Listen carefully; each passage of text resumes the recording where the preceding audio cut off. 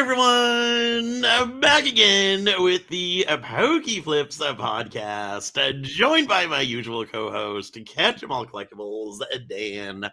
And today we've got a special guest joining us. We got Ernie Collects, Ernie. How are you both doing today? Doing very well. I'm good, Sir Nick. So yeah, as always, we've got a special guest. Nick, how many weeks in a row? How many episodes in a row is this now with a guest? This might be been going in a row. Yeah, this has got to be a record. This has got to be a Pokeflips record of so many guests in a row. We're on season. What are we on now? Season 5. Season 5. 5? Yeah, because we started 2021. 2021. So this is the start of the 5th year. Yeah, we're 4-year anniversary. So we're starting our 5th season. Absolutely insane. But yeah, we have a very special guest today. Ernie Collects Cards. The YouTube channel is linked in the description below. Some of you might be familiar with him. He actually is kind of like bridging the gap between an old YouTube channel and a new YouTube channel.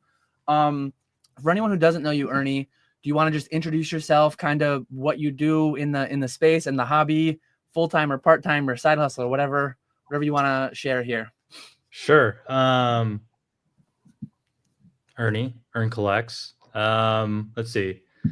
It's kind of weird because I'm on this weird like Ernie Collects world tour right now because I did Java on Wednesday, today, and next week I'm on with Alex.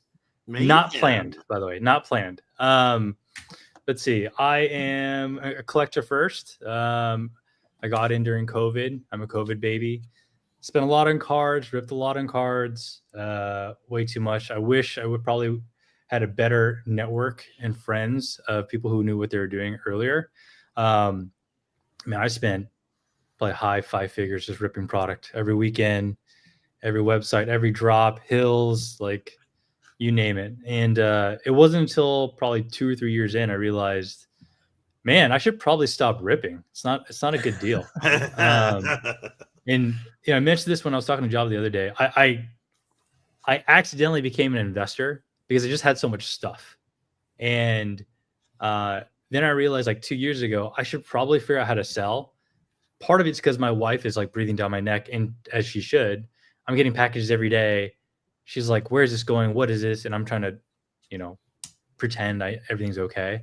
But part of it too is like I was just so tired of spending like my own disposable income on stuff that, was just piling up. So I would say most of our mutuals and friends know me through selling and trading and buying.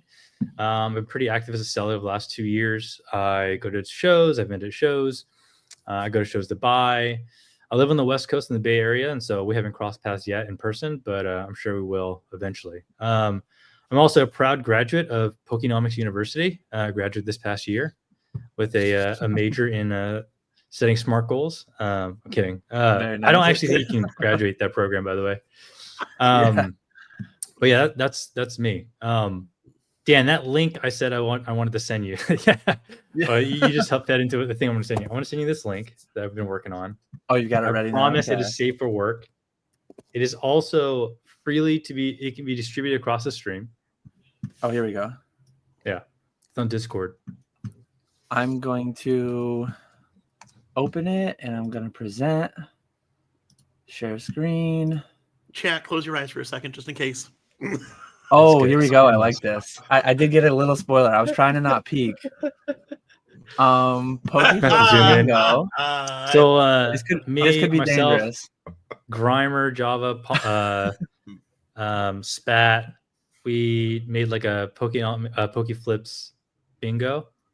I like that. I figured it's probably the easiest bingo game to win because these all get hit like every single stream. But the link I sent you is unique. I paid $10 for it. It's like 100 people can get in, and it scrambles all the different. Oh, you can click squares. it. Oh man, that's really cool. That.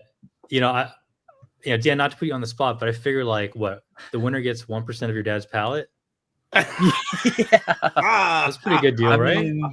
Oof, that's a hefty prize. That's a hefty prize pool. I haven't done the update yet, but it's coming next month, and it's gonna be hefty. Yeah, I think we do a complete board every episode. We got They're to. calling We Dan have dumb. to. Oh, I like this though. I like this a lot. Before stream, we were already talking about Easter dinner. We'll probably talk about that later a little bit. But yeah, I love this. That's awesome. So let's see. What do we hit so far? We got the epic intro, obviously. We have middle top. What else did we get so far? Anyway, I mean, yeah, we're only 2 or 3 minutes in, but we'll have to check back. We'll definitely get bingo real soon. I'll keep that open and we'll check back towards the end. I'll try to remember to fill it out as I go, but I'm gonna try to not be like swayed into intentionally veering into those topics. I'm just gonna let them happen naturally. But yeah, I love that. I appreciate that very much. That's awesome. I just saw the one. Dan rants for several minutes and Nick pretends to listen. That one's definitely a staple. There's one in there that I had to have explained to me because I hadn't heard it. It was Nick calls Dan dumb. I've never witnessed that, but apparently it's a common thing. I feel like that's definitely not as common as the one that I just mentioned. That's it shouldn't be the free space. Like eBay Live being the free space. I like that because that one definitely comes up every episode. Oh, it's scrambled. Dan, it's scrambled. Everyone's board is different. Yeah. Oh, so it scrambles every time. Oh, okay, that makes sense. Okay. So it's like actual bingo. That's awesome. Like actual bingo. Does it do something if you fill out a bingo? Oh no! I was wondering if it would like say, cheating, trying to get a bingo already. I just wanted to see if it would like give me some alert in some way. That's funny. I can't post it. Do you want me to drop that in chat so people can? Yeah. Play along, guys. If you guys want to play along with the Pokey Flips bingo, I just dropped a link in the chat actually, that is like an interactive. You can fill it out as you go. The link that I do have to say though is not the same link as the link that you pasted. The link I sent you is the one that generates a unique one. The link you pasted is your board. That's my unique board. Okay, that's your board. I just deleted it. I'll send the one that you sent me then. I do have to say though, I feel obligated to say, be careful depending on what drink you're drinking. I don't know what rules you might set for yourself. Be careful. We don't want you getting too plastered on Friday before Easter weekend.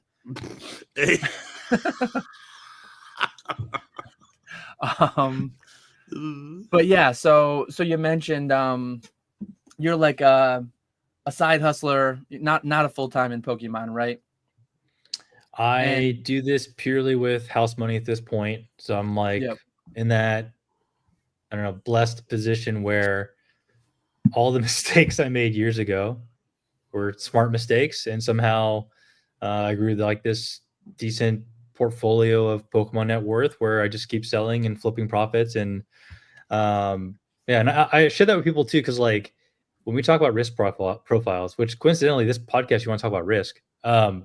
I do a lot of things that are probably what most people should not, because I'm not paying bills. I'm just kind of having fun, growing my hobby, growing this empire for myself, and just having a good time. So all side hustle, all fun, pure hobbyist. I started taking money out this past year, mainly because I haven't been working.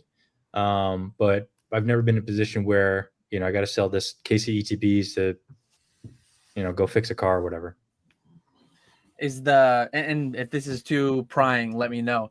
Is the taking money out thing like you're just getting overrun? You're kind of hoarding for too long and things are just falling out of every closet, every door that you open? Or is it like a time thing? If you want to just speak into that at all, or if you don't want to either, that's fine too. So if I didn't have a kid and I didn't love my wife as much as I do, and I wasn't married, then I would never take money out ever. I would just keep snowballing. And I think part of that's like when I first started selling, that's when I started to understand that people with big collections, most people don't buy things for their collections outright.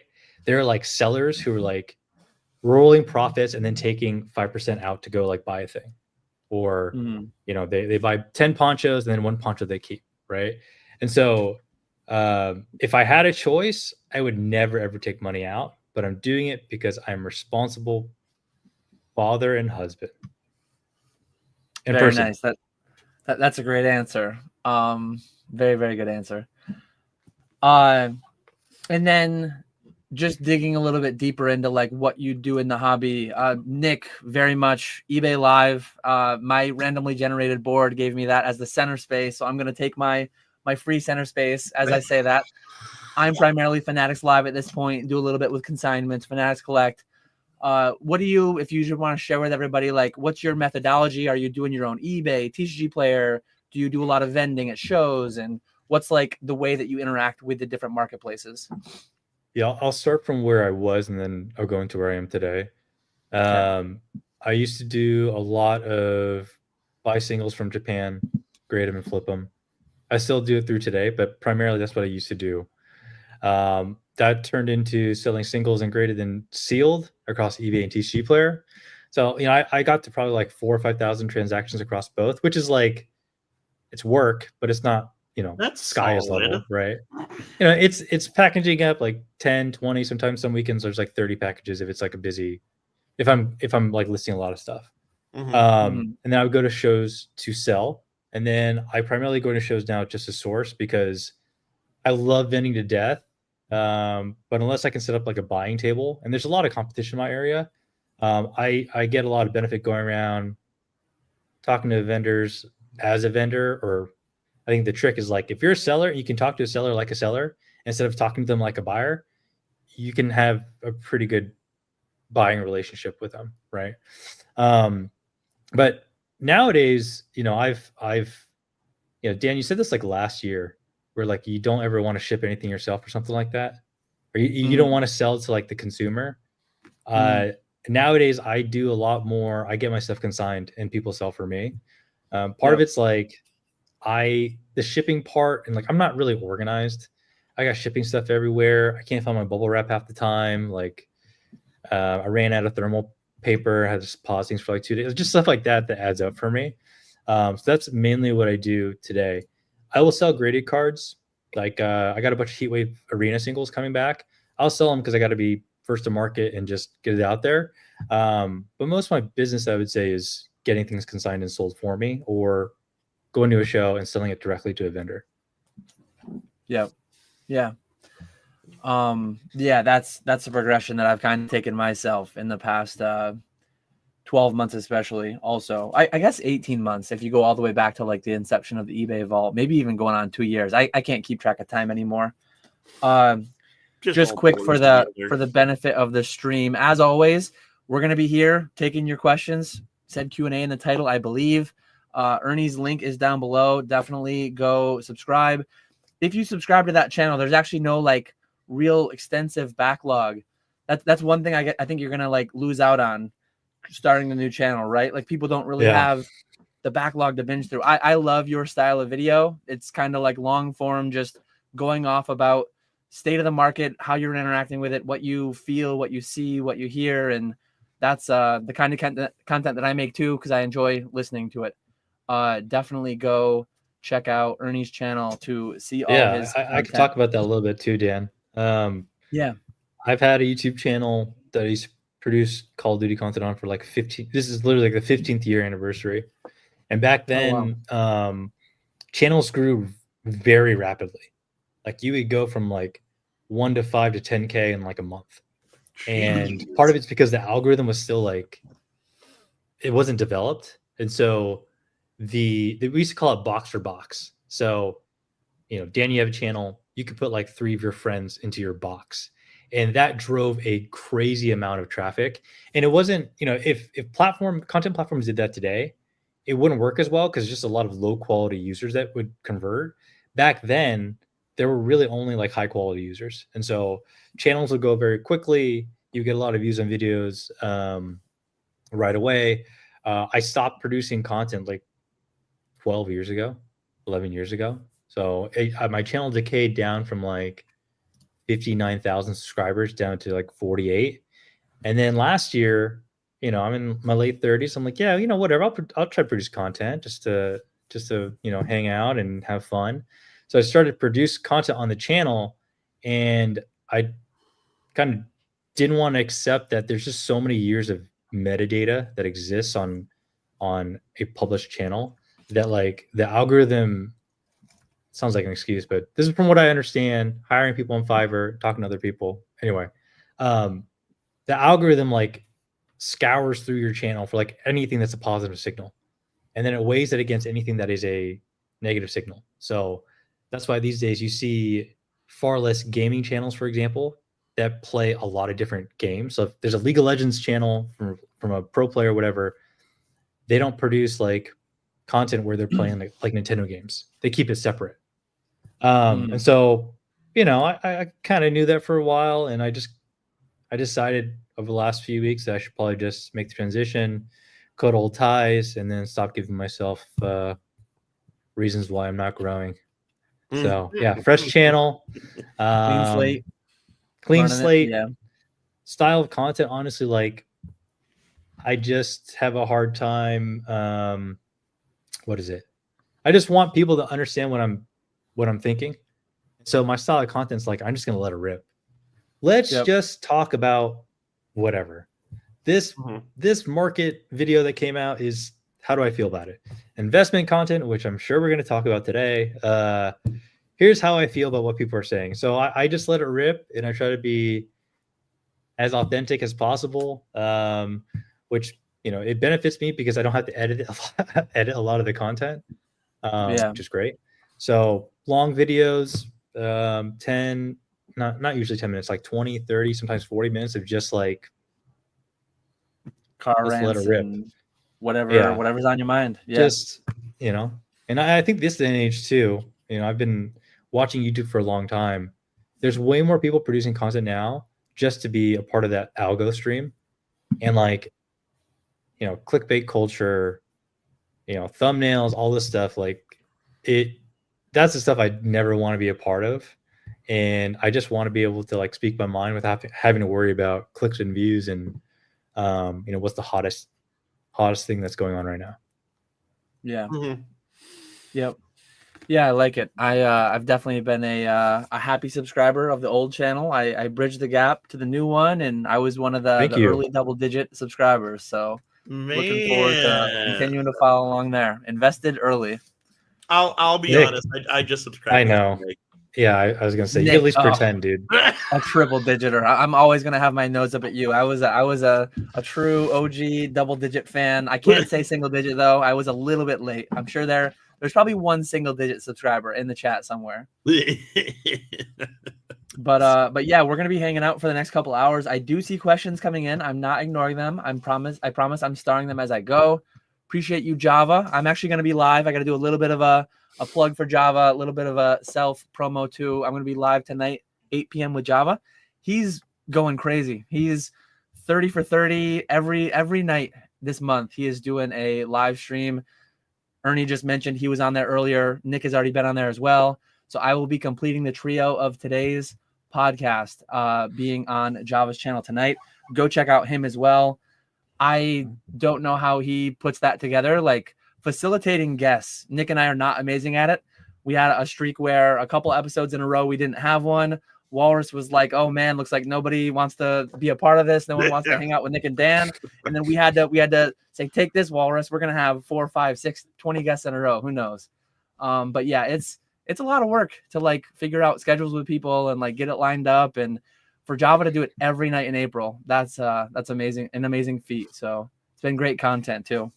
Those have been good. I've been keeping up with those. I've been enjoying them. Yep. I am. I might be one. Who was last night? Oh God, what's his face? I was just listening to it too. I don't think But you are subscribed, Nick, so you can go check out. Let me see. I don't think I listened to last night's. The guy who works with Ray. Oh, Fuji-san. Yes, there we go. That's right. Yes. I didn't listen to that one yet, just because it's been a busy morning. But I will definitely get through that one at some point. But yeah, go check out Java if you've not yet. We've got Ponga in here. He was in here early. Ernie is the GOAT. We had the experience share saying, "Damn, this is going to be a good one." BB saying, "Ernie's my spirit animal for sure. If you want to make money, just copy his plays." So BB giving a big shout out to the channel. And then we've got Will. He's got to know, what hair product are you using? The there's two brands I use. One is Kevin Murphy, and one is Floyd. And whatever the, I guess, medium to high textured one, I don't know. Buy that. Look, sorry, you got to understand though. Every ethnicity has different hair like quality, hair textures. So just because mine looks the way it is doesn't mean if you buy the same product, it's going to be the same way. So yeah, Dan, me and you don't have to worry about that. Just a cautionary tale of what not to use. I use Suave. I believe it's Suave. It's a big, huge blue bottle. It's like a half gallon. It's like a 3-in-1.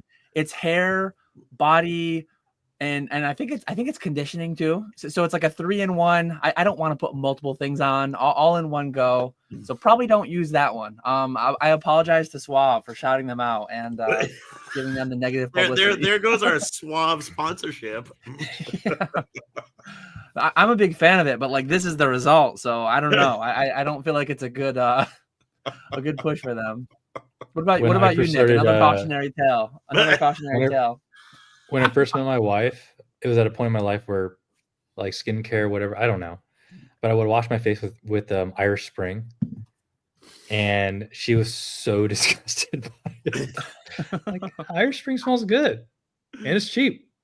Yep, exactly. You know. Here we go. Fat Belly wants to know, what are your favorite cards in your collection? You mentioned you're a collector first, so walk us through a little bit of what your collection looks like. So I just moved, and I have like a bunch of crap hanging around. I don't know. This is probably bad for my business that I keep some of this stuff. I've had this card for like 2 years now. It's an unlimited. Ooh, there we go. Japanese Platinum Storm Blastoise that tanked in price, so I'm not going to sell it. We have this. I'll carry some bags. Oh, very nice. A little bit of black and white. This card in English is like 3,000 plus now. I guess people like black and white now. These are probably two of my favorites. You have Japanese exclusive, Domino's Pizza promo, Snorlax Level X. Still pretty cheap. And then this one, I keep baiting people on eBay and increasing the price. It's unlimited Team Rocket returns, Japanese Snorlax EX. I keep pricing it way above market because I sold one during the Japanese boom for like 2 or 3 years ago for like 3,000 on eBay, and since then it's only been selling for like 1.5. But I keep jacking it up like way over market, and I like getting messages from people where they say like, "Hey, do you want to be a little bit more near comps?" I'm like, I'm not even gonna respond because I'm happy that you reached out. So it's mid-era stuff. It's the time for that card right now. I mean, today is the release date, right? For Glory of Team Rocket, and then about a month we'll get Destined Rivals in the US. So that's it would not be overly surprising if you get some tantalizing offers, maybe a big jump over the recent sold. Is there like a number where, like, if someone clicked buy it now on your crazy price, you'd ship it, right? I mean, there would be a number, but you're just kind of stepping that number up as it goes. Like 20% over market, I would consider. I had it at 2.5, and I was getting an offer at 19. It's like, that's not bad. But after fees, it's like 16. Yeah. So I don't know. Some of the stuff is like getting really hard to reobtain. So I don't know. Do you guys want to buy it? I'll consign it. I'll consign it. I have enough cards in my PC as well. And it's not even that many. I said enough. I didn't say a lot. I said I have enough. Cards are expensive, to be honest. Cards are expensive. I feel like I get more value in a lot of the other things. Like I look at my backdrop, like I love this stuff, and it's so much cheaper. Like all this stuff that I have is a fraction of like that single card, right? Is that a fake Charmander, Dan? Where? Above your head on the right. This one's a real Charmander. This one? Oh. Yeah, that's it's not a sitting cutie. It's one of the bigger ones. There's probably like 20 7 I see different it. size of every plush. But yeah, it's official merch. There's probably some special name for it, but they have like, yeah, they probably have all the way up to the life size ones. My son's favorite Pokemon is Lucario, and they recently had that life size Lucario for like $400, and I'm like, oh crap, I didn't end up buying it.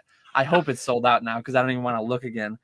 But they have names for all of them, and they'll just come out with like the same Pokemon in different poses, and they print money. They print money in plushes. They print money in cardboard, video games. It's nuts. Everything. I saw what is that Pokemon, that the tombstone one, the Kafagrigus or whatever.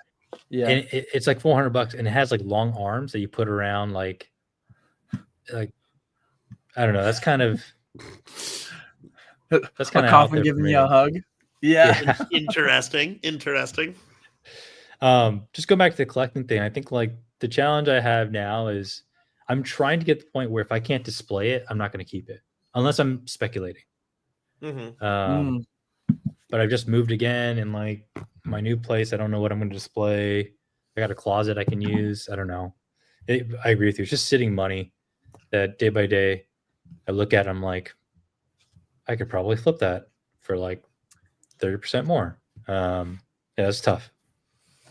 That was a big thing for me personally. Like my peak collection in late 2019, early 2020 was several hundred graded cards. It was all the primes, all the legends, all the old school EXs, all the gold stars, all of WotC in PSA 9. It was like I wanted every chase card from every era forever. If I was still doing what I was doing then, I would want all the alt arts. I would want it. It just got so cumbersome.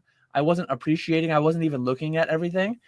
And the number just got to where like, this is more than I owe on my house. And then the boom happened, and it's like, this is obscene. And then I just had to sell it all. And I feel like I don't have many. I still have stacks next to me of like Secret Santa gifts from over the years and random cards that I pulled in Vegas and at different collecticons. And it's a lot.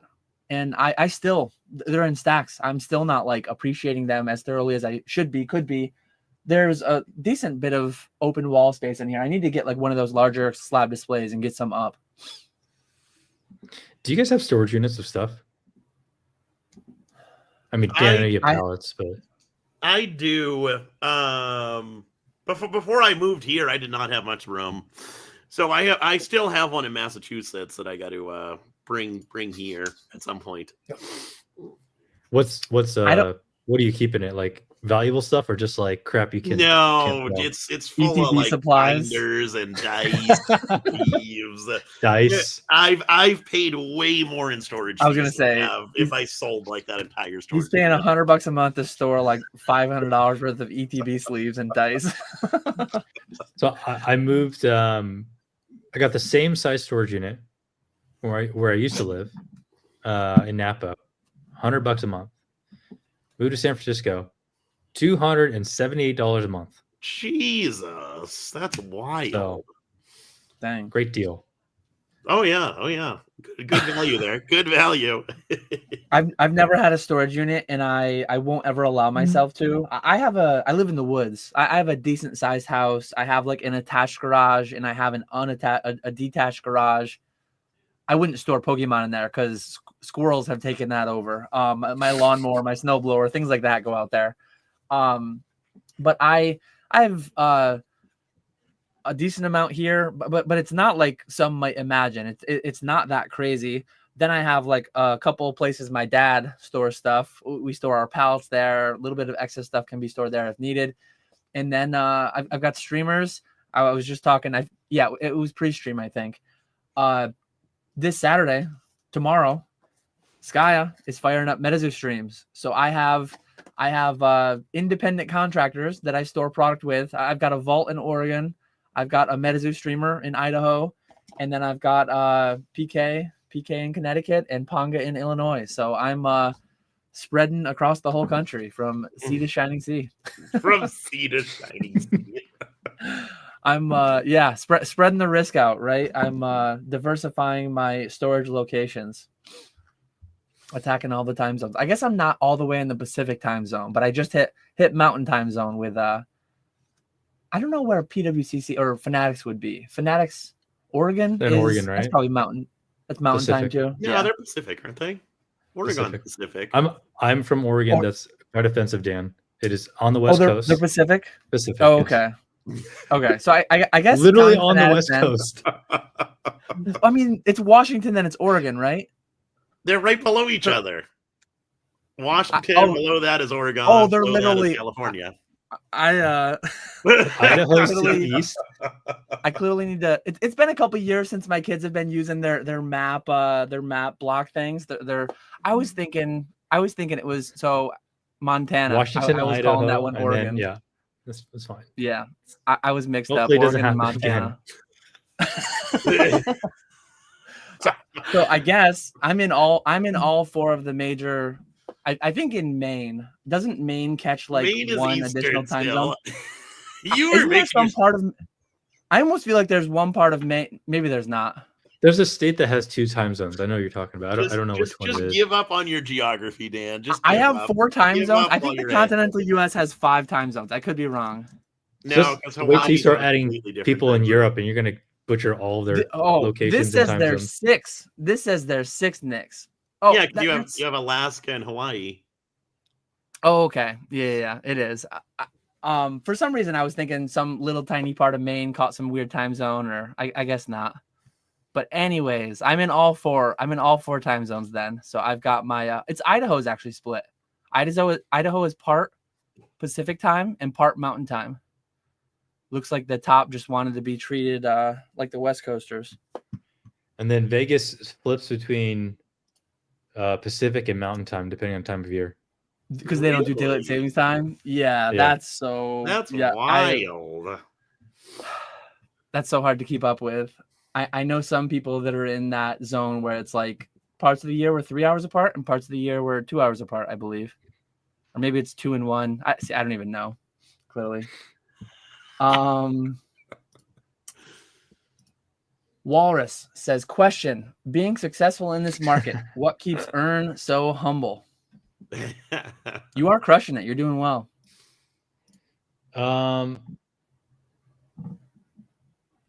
I mean, to be honest, because I came in with a lot of disposable income, I don't have a lot of the same stresses that most people do who are trying to flip and start businesses.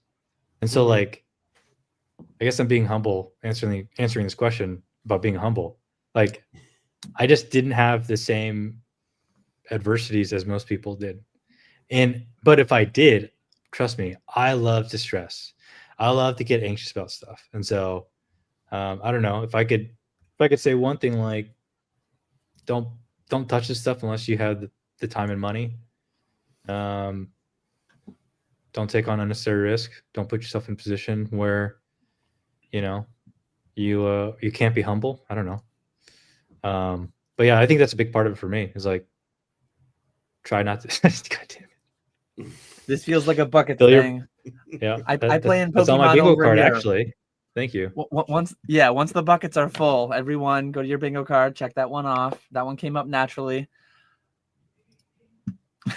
Yeah, I mean, I think that's the answer. Honestly, it's like, what? Who says it's like? Oh, Rudy's like, just go get a job. Like, yeah, just go get a job and then spend the money that you have for free on cards. Stop trying to make cards like the next thing, because, man, I can't imagine how many people in this market in the next, crash or bull or whatever you want to call it, like, how many people are going to get absolutely wrecked? Oh yeah, it's going to happen. It is going to happen. I did my live stream this week on Tuesday, and some of the questions that I get are just so scary. Like I'm talking to people who are asking if they should be investing in Destined Rivals at 310.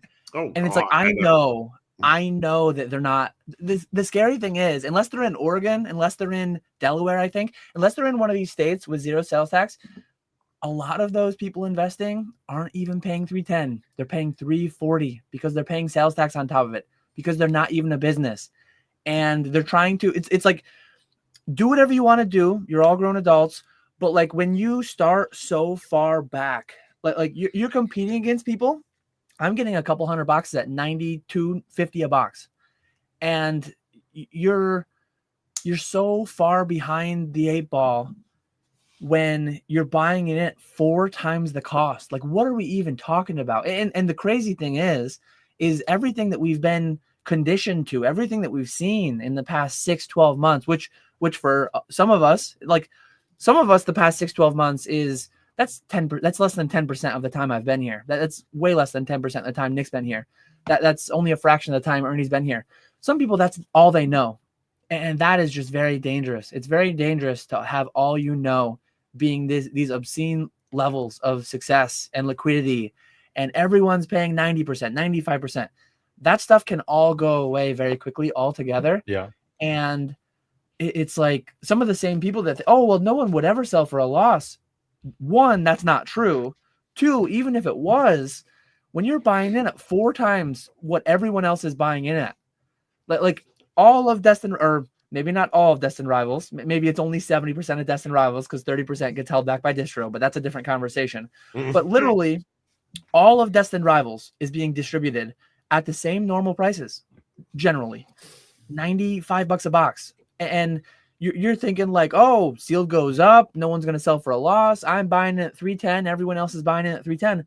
No, everyone's buying it at 95, and some small amount of people are paying triple, quadruple, and good luck. Like, and maybe it'll all work out fine if you're investing in that. And if you're consuming, it's like whatever.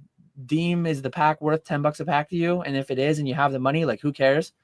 But I don't know. It's just scary times, and it's gonna go back to normal. I promise, I guarantee there will be sets again available someday, sub MSRP, not only sub MSRP, like significantly sub MSRP.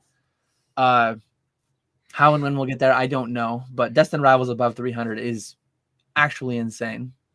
Have you gotten your? I just looked, and I think I have my. It's not finalized, but I got 20% less than I got of Surging. Did you? So you got Surging, you got less of Journey Together, and then did you get less Destined Rivals than you did Journey Together? So Surging being the benchmark, I got like 10% less Journey-ish, 5 to 10% less, and I got not less than Journey, but going back to Surging being the benchmark, I got 20% less Destined than Surging. Really? Because I went down from Journey. Oh yeah, I did too. So Surging is here. Mm-hmm. Journey was 5 to 10% below, but Destined's like 20% below. Oh, okay. So yeah, that was the same for me. That's So you said Journey. Is that the set that just came out that isn't good, apparently? Yeah. I like Journey Together. I think it's a good set. But so like 200 plus though, I don't think any set should be like it's. Everyone can make their own value determination, but like I don't value any of this stuff at $7-10 a pack at release within a month, 2 months of release. Like, it's just crazy to me. And there's all these questions in the back of our mind, like, oh well, Destin's the next Evolving, and Evolving is $1,300 4 years later. So like people like, oh well, I don't have distro, I can't get in at 95. So I'll be happy with a triple up in 3 years. So let me just buy Destin now to be safe at 300. Like, I understand where they're coming up with a line of thinking, and it might work out, but it's just scary and risky and relative to opportunity cost, yada, yada, yada, all those things. It's doesn't probably feel like not going to work out, dude. But it might like they might not reprint it. It might get this one wave that was 20% less than Surging, and maybe Surging doesn't get any more. We got a reprint. I got 3 boxes. They evaporated. They're gone. The reprint was nothing. But don't know. And there's so much better bets, like opportunity cost wise, risk adjusted returns wise. I just don't get it. I would say, like, generally, if someone's going to ask that question, I'm totally casting judgment. Oh boy. Retro says I'm too negative sometimes, and I'm sorry, Retro. I'm going to be really negative. They just don't have the skill sets or experience with everything else that would help you answer the questions of, like, should I buy this at 300? So, for example, it's like, have you looked at previous sets that came out that people purchased when they were double, triple, quadruple MSRP? and have those appreciated. It actually hasn't really happened before, right? Like this is all a bit new. I don't think there's ever been a set that's launched at, aside from specialty sets, I don't think there's ever been a main set that launched anywhere above MSRP like this. But I think we're in uncharted territory right now too. Yeah, we're at double MSRP. Yeah, but that's like that's a gambler's like, that's what a gambler would accept as like logic though, right? Because even as uncharted, you can still apply the same amount of money to other products that have checked more boxes on, does this have a greater probability to eventually like go up as an investment? You know, right? Like right now, Sword and Shield is probably a good buy for the same price. You know, just remove the set names and era names. Just it's older. They're not printing more. You just kind of like think. I don't know. It's so mean when I say it. Just think logically. Like, doesn't that make more sense? You know, and like, you know, when the way I got to like house money, everything I bought was at MSRP or cheaper. So I didn't buy most of it that I bought that was new and modern. Didn't pay that much over MSRP at all. And so like, I don't know, when I hear people talk about this stuff and make content, I'm like, what are you basing this on? There's actually literally zero historical evidence that something like this is going to go up and be the next whatever. It's just like all these made up, like people just making stuff up. There's 3 sets in Pokemon history that have not been available widely under MSRP. And they're the last 3 sets. Destined Rivals, well, Destined Rivals isn't even out yet, to be fair, but like Destined Rivals looks like it's going to come out not being available widely under MSRP. Prismatic Evolutions, Journey Together, and Destined Rivals. They're the first 3 sets that have ever not been widely available under MSRP at any time in their distribution. What about Vivid Voltage? What was Vivid Voltage? Well, wasn't that? Yeah, I'm saying in its history, like that one eventually came back around.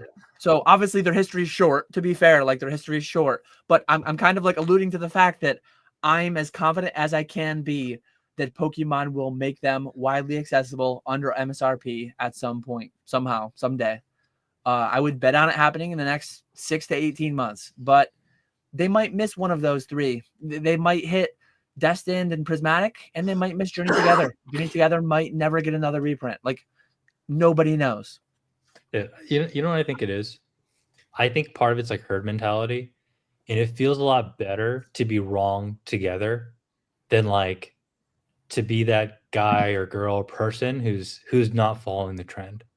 And so like, even though there's a lot of evidence that people can look at that suggests like these things are probably not good to buy if you're going to invest or flip or whatever, like I think people just don't like hearing it because everyone else isn't saying that. So like, oh, I'm wrong, but like, oh, it's because everyone else is wrong, so it's okay. So I lost money, but yeah, so did you. Like, oh yeah, let's all get wrecked together. Let's all get wrecked together, you know? I know that certainly feels better when you're wrong and like you're wrong with everyone else. Yeah, I mean, I've been at the casino with a bunch of people, and it's like, man, I lost a lot of money, but hey, we all got wrecked together, so it was a good time. Yeah. It makes you feel better. It makes you feel better. I don't know. I'm not convinced anymore. I'm starting to believe it. The amount of the stuff that's getting opened is just so wild right now. It's unprecedented, and it's something Pokemon is not prepared for. Obviously, they're not going to be able to go back and reprint every single Scarlet and Violet set. Obviously, the more recent ones maybe, but I don't know. What do you do in Pokemon situation? We haven't seen anything yet.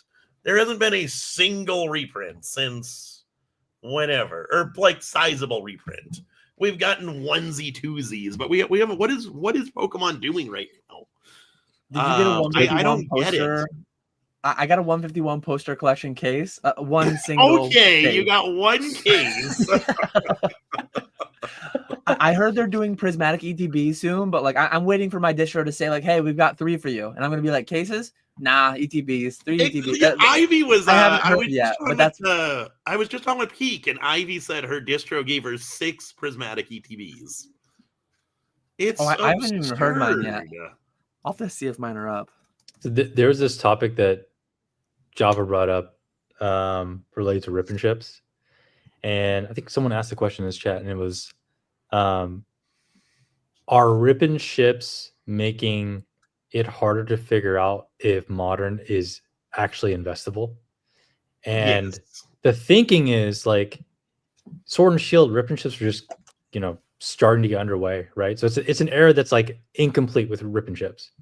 But like when the next era comes and there's a ton of supply of Scarlet and Violet, and everyone's basing their decisions today based on current demand, and that demand formula is based on ripping ships and collectors and investors and whatever else.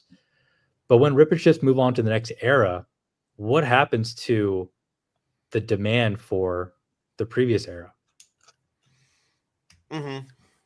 Right? Because like people aren't going to be. I mean, I don't think in 5 or 6 years. I mean, Dan, you don't even sell that much Paradox now, right? Like, is it going to get better? We had a random month or week where we did over 1,000 packs of Paradox just randomly, but year to date.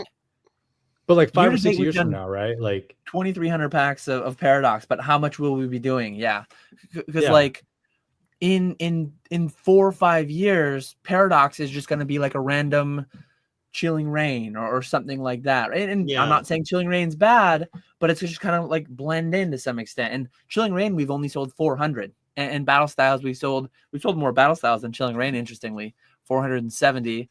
But then some random sets like Astral Radiance, we sold 3,000 packs. It's like the standout one of, aside from Crown Zenith, from Sword and Shield, Astral is like the biggest one that we've sold. But I've been characterizing it as the unstoppable force versus the immovable object. And I don't know who will win. Like, I genuinely don't know. I'm investing at an unprecedented rate, doing pallets with my dad. Like, I have 100,000 booster packs in my business inventory. It's insane. And print runs are insane. They printed more in the past 2-3 years than they printed in like the entirety of I forget what the stat was. They printed 20% of all Pokemon cards printed in the past like 18, 24 months, whatever the number was. So it's being printed like crazy, but every week I'm one little operation, relatively speaking. Every week we're evaporating 4,000 to 5,000 packs. And I talked with guys at Collecticon that run a TikTok operation. They evaporate 40, 50,000 packs a week. And I know different guys that go on Whatnot. And you've got everything from a little solo operation. Guy might buy 2-3 boxes, might a couple 100 packs a week or 100 packs a week, whatever. It all adds up. And if you start looking at the pops, like look at the pop of the Moonbreon. What is it? 15,000 PSA 10s at this point? However many, 15, 20,000 graded total. If you do the math on that, I've heard that it's a 1 in 1,000 pull rate, and I've heard that it's 1 in 2,000. Well, if it's 1 in 1,000, that's 15 million packs opened. If it's 1 in 2,000, that's 30 million packs opened of Evolving. And just on my stream, we've opened almost 1,000 packs of Evolving this year. It's mind blowing the amount of packs that are being consumed. Like some people say everyone's investing. I promise you, not everyone.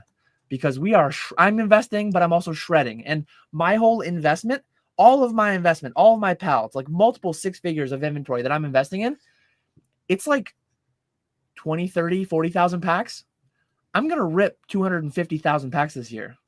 So the investments that I'm accruing over like multiple years, we're ripping through that every quarter. Yeah. But what happens like in 3 or 4 or 5 years from now when the flavors change? And I think it'll definitely modern slow down as pricing goes up. Yeah, so like if you're a modern investor now buying a bunch of Scarlet and Violet with like the same principles, like, hey, when it gets to 5 years, which I can't stand when people say that, it gets to 5 years, it's gonna go up. Like that's when you sell it. Like people that have been in for 5 days, 5 weeks. Yeah. I'm gonna have my mom remind me in 5 years to sell my stuff. Like what happens to those sets that are mildly popular now that are in a ton of supply when rip and ship culture moves on to other sets that are not those? Well, I'll give you. I think they still do. Sales slow down on them, but because the pricing will increase, so sales will slow down on them. But people are still going to want to rip it. People are still really, really excited when I do Sun and Moon booster box breaks. And sure, I'll do some good ones, Cosmic Eclipse and stuff like that. But I also did like an Ultra Prism one, which Ultra Prism, I don't like that set at all. But that did really, really good for me. So I think How much did you pay for a box, Nick? I luckily bought that one before they went up. So I got that for, I want to say it was like 500 or 600. And Sun then and Moon boxes are on a tear right now. Oh yeah. I got one for you at 90 or 85 if you want it. No, Yeah. I'm good. 82 and a half. The argument that people make, and this isn't necessarily my argument, but like what people say is like, look at Crimson. It's a terrible set. Crimson Invasion is this compound annual growth rate. Look at Next Destiny, or not Next Destiny. Look at Emerging Powers. It's a terrible set, and it's this compound annual growth rate. Look at Rebel Trash. Look at Steam Siege. They pick like the worst set of every era, and they say, well, look at this. This returned X amount, so I'm gonna be fine. And that's because the hobby's grown. So we're at like a peak. We're at an all-time high. The only thing is this going to be like a local all-time high, and we're going to go down from here for 2, 5, 10 years, and then maybe we pick back up down the line, maybe we don't? Or is this like there's a bull case to be made that the XY era was one of the most printed eras of all time, and the Sun and Moon era beat that, and the Sword and Shield era beat that, and the Scarlet and Violet era beat that, because we've had I can't even call it a tailwind. We've had this just crazy growth over the past 5 years, especially. And there's a case to be made that this could still be early. The next 5 to 10 years could be more growth than we had from XY to current. I'm not saying that's going to happen, but it could. Like, the upside is high. The upside is crazy if we are early. Look at all the big money coming in. Fanatics throwing money around like crazy. PSA, eBay, all these big behemoths doing big things with big money. There's definitely a bull case to be argued, but I will cede that ground every time. But the ground that won't be ceded by the other side is like, there's a bear case to be made. This could be as big as the Pokemon hobby ever is. And people say like, oh no, Pokemon's the highest grossing media franchise of all time, blah, blah, blah, blah. Yes. But look at the list of high engrossing media franchises of all time. Some of those have ebbs and flows. Some of those fall out of favor. Some of those are barely increasing any in recent years. And at some point, Pokemon will wane. At some point, it will, and hopefully it's 100 plus years from now. Hopefully none of us watching this channel right now will be around for it. Hopefully it outlives us all. But it might not. It might not. The world we live in today, I'm 35. The world we live in today is so fundamentally different from 25 years ago, what I grew up in when Pokemon came, well, 25-ish, 26 years ago, when Pokemon came out for me. I know we're going on 30, but for me, Pokemon is 25 years old, 26 years old. Mm-hmm. And there's bear cases to be made where cardboard and or Pokemon, the world could exist without Pokemon. And that's where people say like the S&P 500, that could all go to zero. People don't even understand what the S&P 500 is. People don't understand that if that goes to zero, like that is Coca-Cola, that is Procter & Gamble, that is Walmart, that is McDonald's, that is all these companies that you give money to every day. And if that goes to zero, like we're in an apocalypse. Like the world has ceased to exist in the way that we know it. And that's where all the preppers will rejoice in their investments of land and food and solar panels and so as Nick, Richard you're Waters clearly says, not investing. There will be more change in the next 10 years than the last 50. And I think that's always been true. I think there's always, like, if you look at time, if you look back over a 60-year time frame in all of humanity, it's like the invention of the wheel, the invention of fire, the invention of like the Industrial Revolution, the Information Revolution, AI we're on the precipice of right now. I think that's always been true. And you just never know what the future will look like. Yeah. That said, Dan, what Japanese boxes would you invest in? Yeah. I mean, there's a set coming out this weekend. Next set, best set, Glory of Team Rocket. I've got my orders in with _retrospecs on Instagram. So feel free to hit them up. Card. De minimis $800 exemption. You can only do 5 boxes a day, but like, hey, I mean, 5 boxes a day, you can get a couple thousand boxes in the next year. So Wait, you can only. Isn't it just you get multiple packages? How does that work? 1 package a day. Really? Ugh. Yep. I have an outstanding order with Retro for each of the first 4 days or so. I want one going to PK, one going to Ponga. And I want to restock. Ponga was just talking about wanting more Heatwave Arena. So it's just like at some point I'm just gonna like put in an auto ACH to Retro for 1,600 a day every day of the year, and then just have him like, hey, yeah, keep Ponga and PK fed. Yeah. It's like your weekly buying of Bitcoin, except you're paying Retro for Japanese booster boxes. Yeah.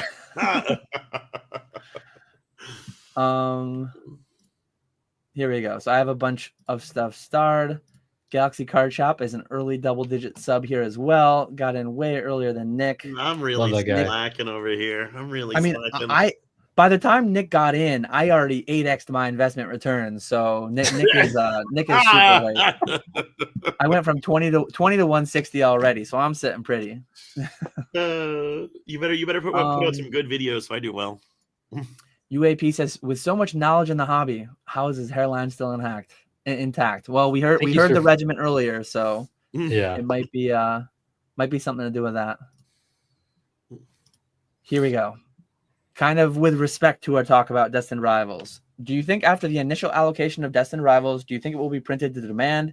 If not this set, the next one? I will answer quickly and then I'll let you guys know. Nobody knows. No idea. It might never get reprinted. On the fence. Like a true expert. It's going to be somewhere. No answer. It's going to be somewhere from never getting reprinted to getting reprinted and going crazy. I'll make a firm prediction on it. I'll go a little bit longer than I intended to. I think like every set in Pokemon's history, I think Prismatic, Journey Together, and Destined Rivals will all be widely available, sub MSRP. I think if people are investing at $310 plus paying sales tax, paying $340 a box, I think they will lose 50% or more of their money on paper. Maybe they won't sell. Maybe they won't realize those losses. But if you're investing at 300 plus, I think you're going to lose more than half your money.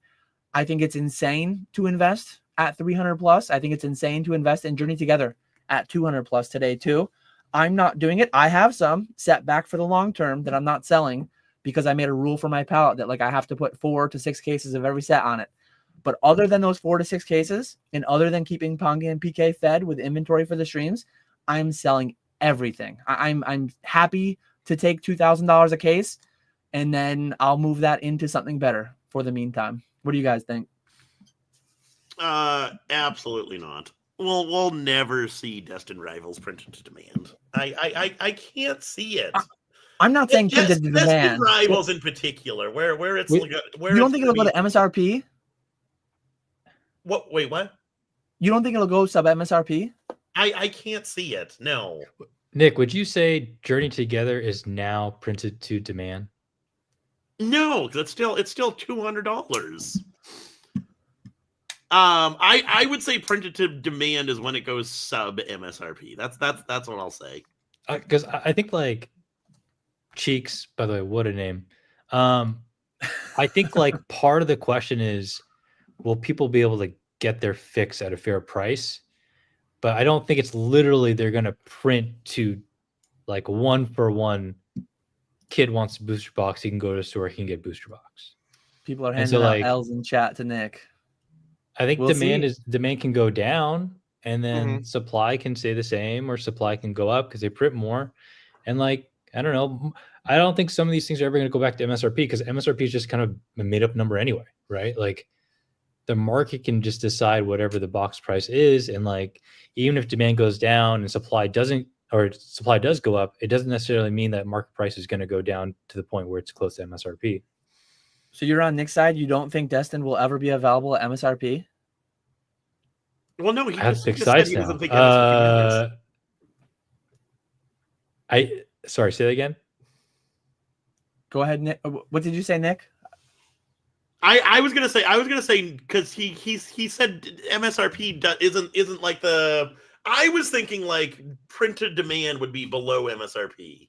But if we're saying I don't like demand the is going to be somewhere, MSRP is like it's just like arbitrary in this example. But printed because, demand like, is arbitrary too. It's not well defined. Yeah, it's also arbitrary. I'm using my metric is I am confident, and I'm open to being wrong too. I'm confident every set, as in what are we on, the 120th set in Pokemon's history? Every set will be widely available under MSRP, as every set in the past has been. That's my take. I like the MSRP thing because that eliminates anyone going to Target and just clearing the shelf to sell online. Yeah, they'll be unscalpable. If it gets to MSRP, Dan, you're saying that is meaningful. Why? I think print to demand is like a bad, ill-defined metric. I'm using a better defined metric of I'm saying it's going to be unscalpable. I'm going to say like it will, maybe it won't sit and like rot on Target and Walmart shelves, but it will be bought by people who are actually buying it to consume it, or at least not buying it to immediately scalp it, flip it into immediate double up, triple up on the secondary market. I think like every set in its history, I think Destined, Prismatic, and Journey will all be widely available sub MSRP. Is that the same thing? Is that analogous to like print to demand, the terminology used by Cheeks? I don't know, but I that's what I'm defining as my metric, and I think they all will be I'm available. with Dan, Nick. Sorry, I understand now. I can't see it. There's too many sets.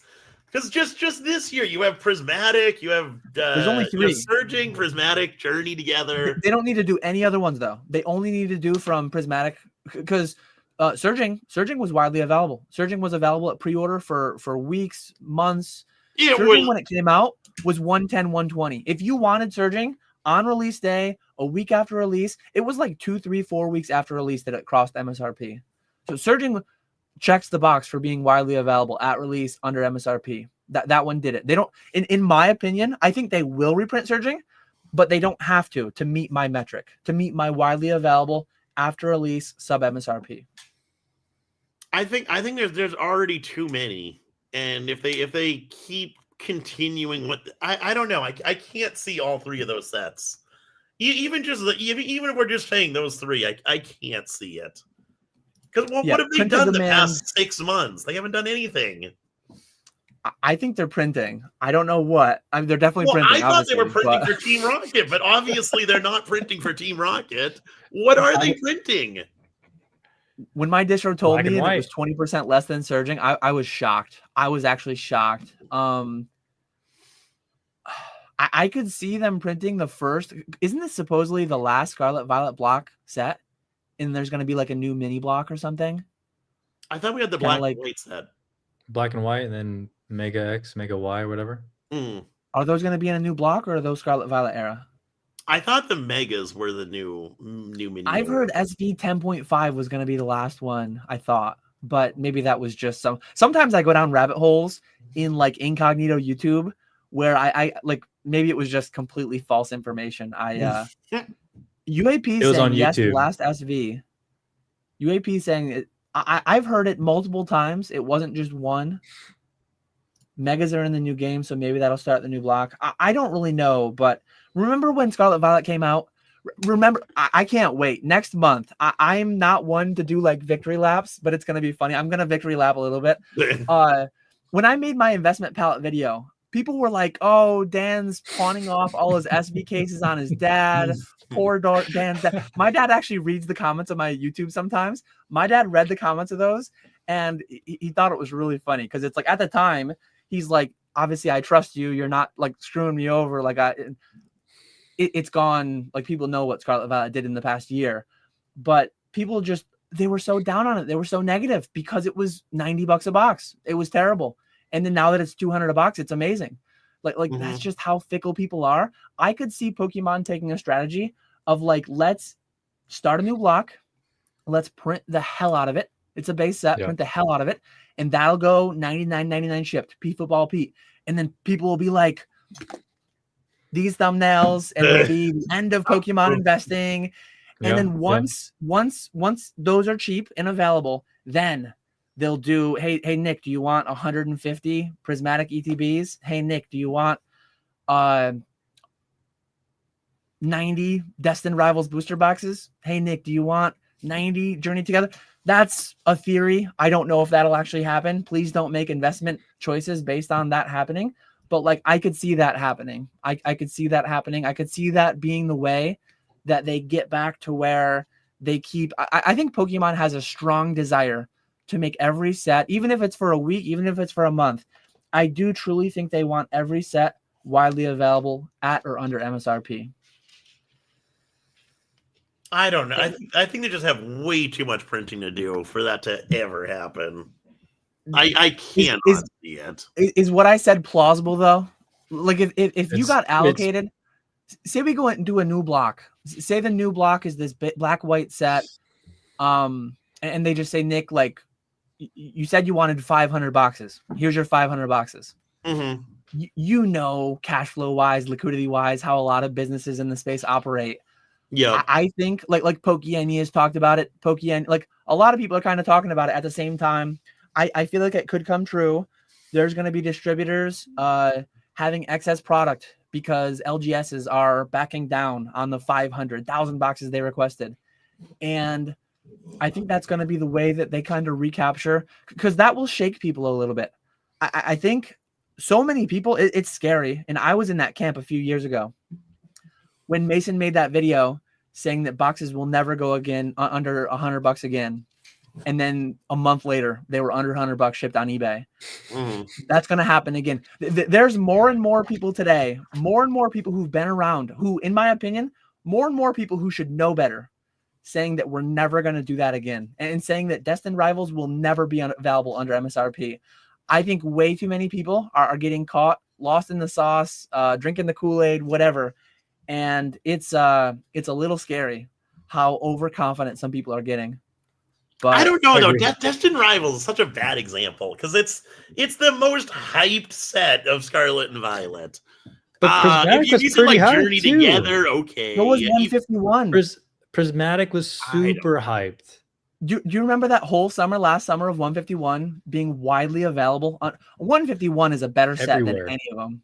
151 is better than any of them. Crown Zenith is better than any of them, in my opinion, for me. I don't know. I'm not convinced. People get way too hung up on how good a set is, how good an artwork is, and they think that price is so. People think that price is like directly tied to how good a set is, and people just completely lose. They lose supply and demand is what matters, and how good an art is, how good a set is, does tie to the demand, but it does not tie to the supply. And the amount of times that I hear people say, no matter how much of this set they print, it won't do XYZ. That always drives me crazy because like supply matters. People say pop doesn't matter. People say the supply doesn't matter. Pop doesn't matter. The ratio matters. Supply to demand. That's all that matters. Demand doesn't matter. Supply doesn't matter. It's the ratio of supply to demand is always what matters. Scarcity, Dan. That matters. It's called scarcity. Yeah. Yeah, scarcity. But anyways, I don't know. I feel like we've hashed it out enough. The line in the sand has been drawn. Somebody clip this moment, timestamp this moment. If and when Destined 3 years from now has never gone under MSRP and it's $1,000 booster box, I'll take my L. I will take and hold that fat L. I'll have 4 cases on the pallet, so I'll be fine. What do I get for being right? Just experience share. I run a rip and ship. I'm aware, but like right now, Crown Zenith, we only sold 171 packs last week. Like they slow down. There was a couple weeks in a row where I sold 700-800 packs of Crown Zenith. 1 week I sold over 1,000. They will slow down. I'm open to being wrong. Like if I'm wrong, I'm rich, I guess. It's like, what kind of a boom are we in if Pokemon for the first time ever actually can't get something available under MSRP? Like, why do you think it slowed down, Dan? Is because the price went up? Yeah.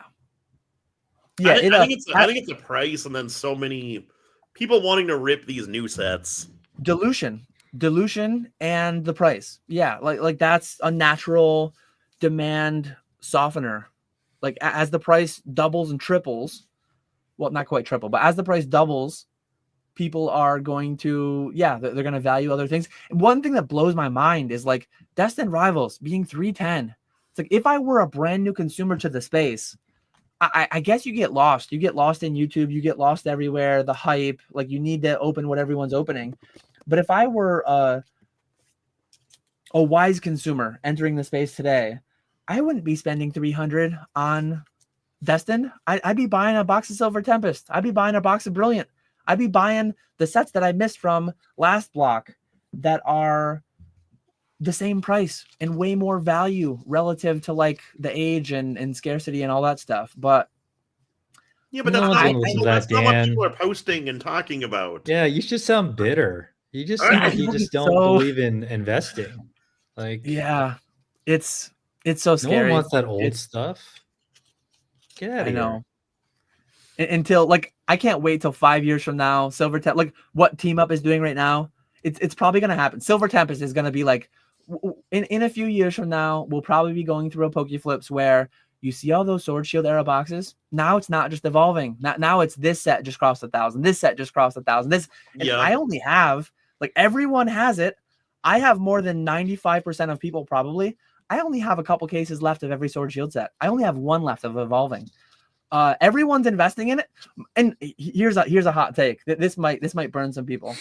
So I'm so on both sides of it because like everyone has this stuff.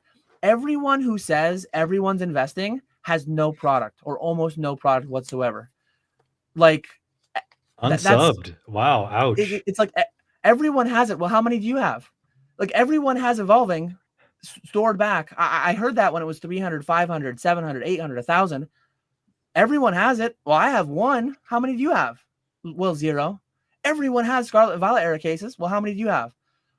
The most I have of any is like 12 cases. I wanted to have 20, 25, 30 of every set, but I'm selling them more because they're at 200 a box. And I didn't think they'd be 200 a box for 3 years, 4 years. Mm-hmm. So it's, and I know like classic Dan on the fence. I'm making like both sides arguments. I'm making that like Destined at 300 is a bad buy. I also see a world where Destined is $1,000 a box in 3 years. It could be the next. You just said it wasn't going to be. I have no clue. That I'm trying to demonstrate how much I have no clue. This is what I have to deal with every week. I'm with Nick now. It's funny how it's like it's all about probabilities, right? Like that's the thing. Like both of these are possible. 10% chance it's 1,000. 10% chance it's 150 in 3 years, or 120 in 3 years. I bought most of my Sun and Moon, the top sets minus Team Up, at this same point in time, but during Sword and Shield, and they all coincidentally were like 200 to 300 bucks a box. Mm-hmm. So don't ask me why I did it. Ernie, do you have any Sword and Shield or Sun and Moon XY era boxes?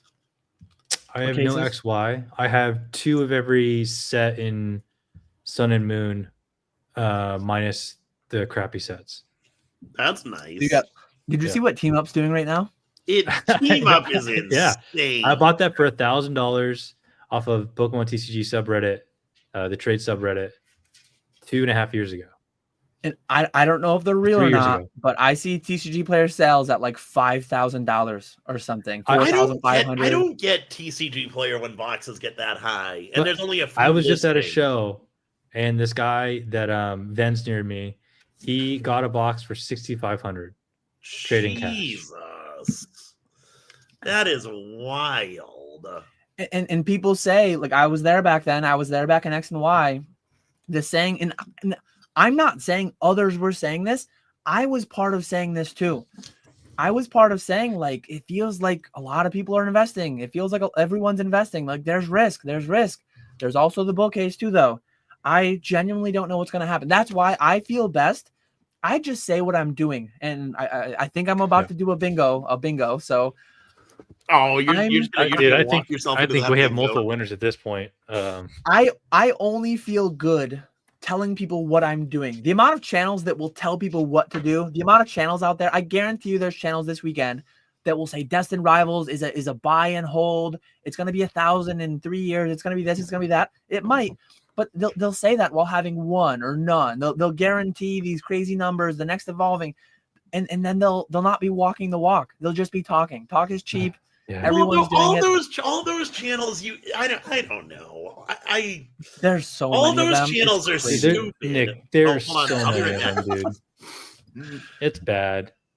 I feel like I'm your spirit animal, Dan, when I make ranty videos. I'm like, what are we talking about? It's so funny. Like I made a video. What did I call my video just recently? The whole fence sitter thing. Like I embrace it. It's my brand. But it's like we call critical thinking, we call having a brain fence sitting. It's like, what are we? And some people do it as like purely a joke. But if someone looks at me and they say like, "Oh, get off the fence, Dan. This guy, he never." It's like, I'm sorry. I like go to another channel if you want to entirely have your brain turned off. If you want to just be told we're all gonna make money together, even though you're not gonna make money together because the guy that you're watching, the gal that you're watching, isn't even buying the stuff either. It what did I call it? The problem with influencers. I said, I don't want to influence action. I don't want to influence thought.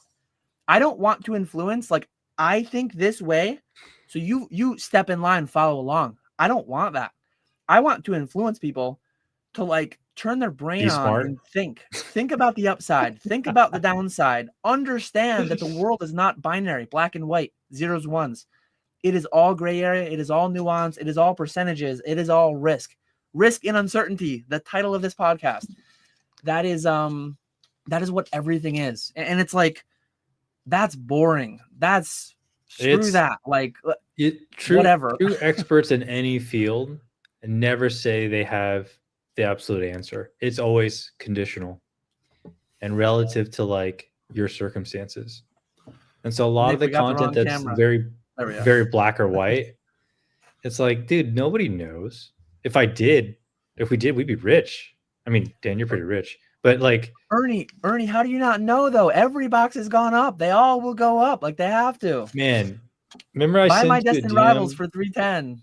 I sent you a DM like 3 or 4 months ago on a video with this guy made. He said like, if you would have bought every Sword and Shield box at MSRP at launch, you would have 5 extra money. Nobody did that for a reason. Mm-hmm. Not because they weren't smart. It's because some of the sets are terrible. But also, like, you know, I sold a lot of evolving early at like 3x and then 5x and 6x. I'm like, oh man, this is great. I just paid for a case by selling a box, right?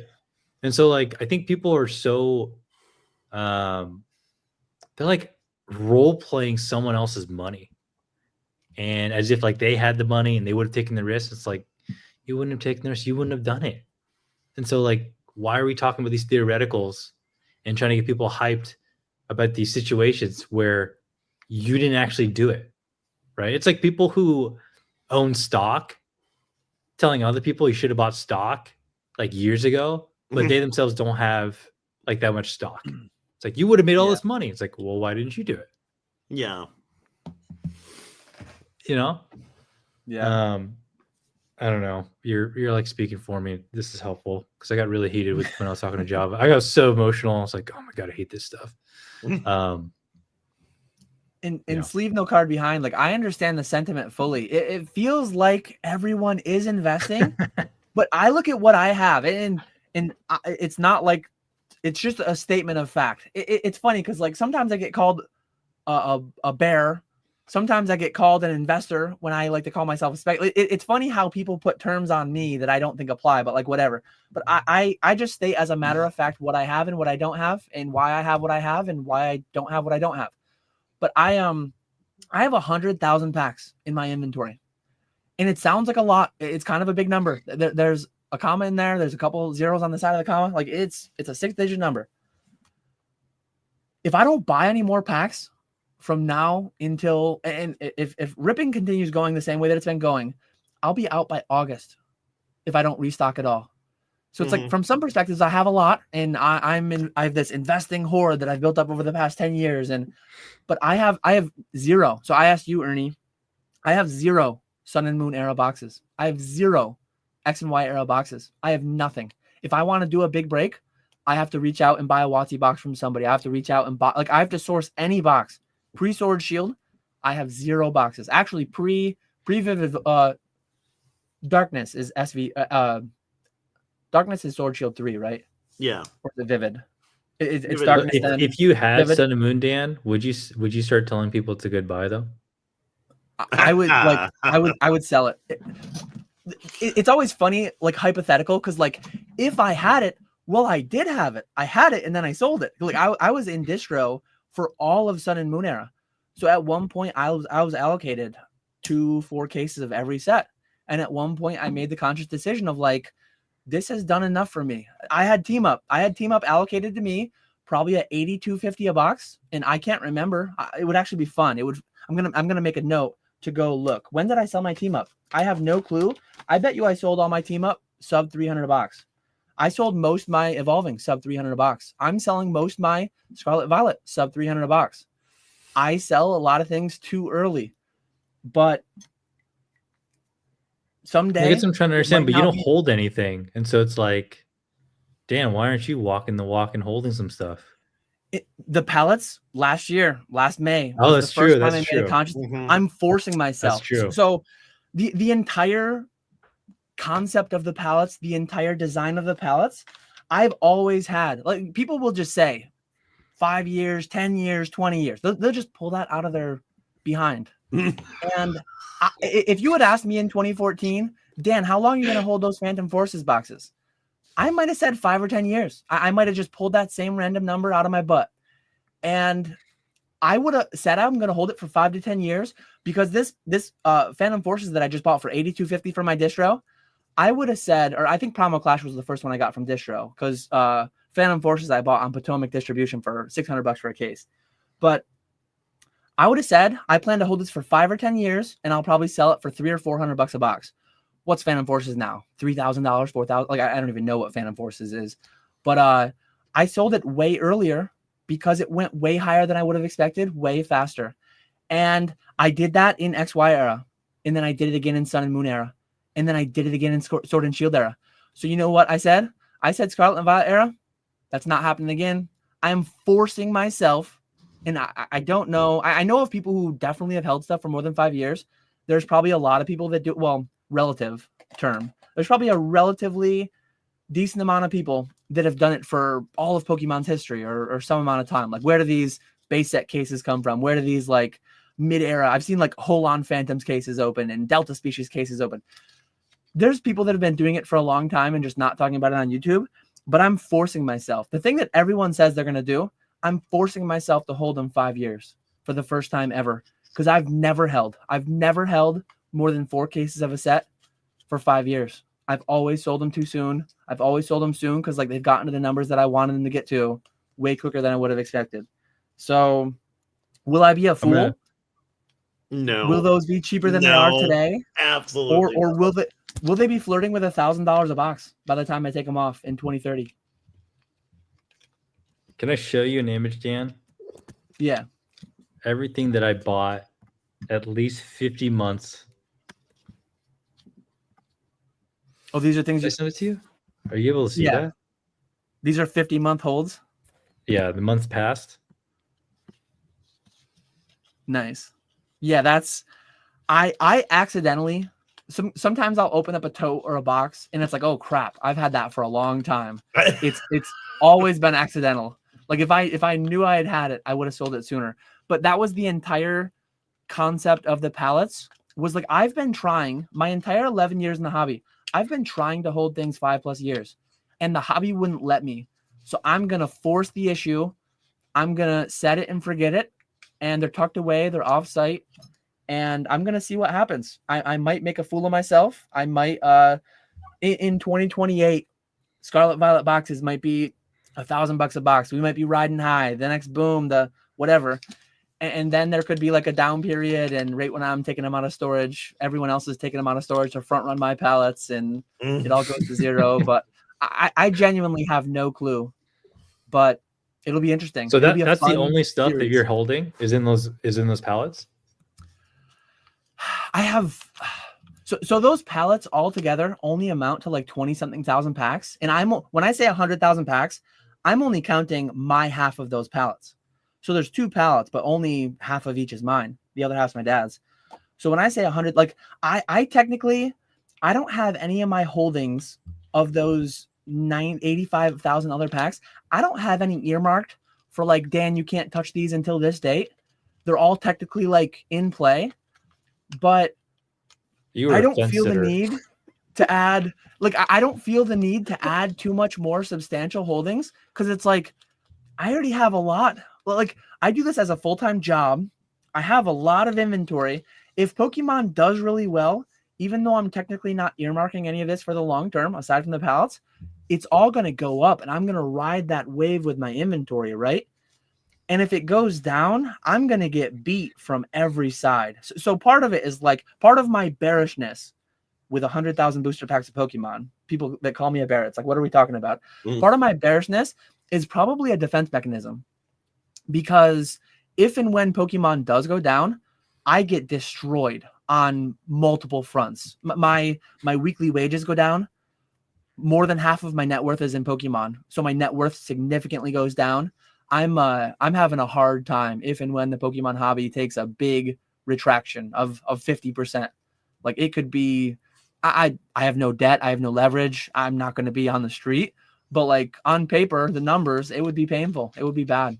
So I guess I'm trying to understand, like, with your palette, since you're like on the fence, you're gonna look at certain things to liquidate when it makes sense. Like, what on there would you consider like you're definitely not going to touch under most circumstances? The pallets? 151? Yeah, on the pallet. I can't touch any of it till 2030. I'm not going to let myself. All of it's off limits.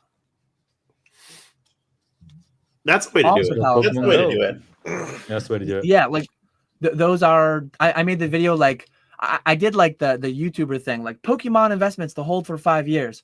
Only I actually have them, and I am forcing myself to hold them. I told my dad if he ever wants out of any of it, I told him I could buy his half, and then I would buy it to the live streams. I would rip it. I would take care of it and get him out of his half, but my half will not go anywhere. He's riding it. He's like, if you're not selling, I'm not selling. I looked at his hands and they were shimmering. He's got the diamond hands too.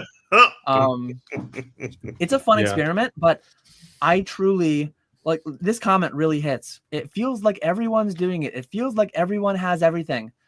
But when I reach out to people, like if I reach out to people and say like, hey, I kind of want to add a couple cases of Lost Origin or a couple cases of, that's a Sword Shield era set. That one's pretty recent, but a lot of people that say everyone's doing it don't have any themselves, and they don't really know anyone specifically with like too many of them.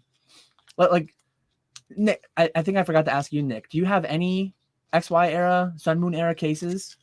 I do boxes? Not. No, just Sword and Shield. How's your?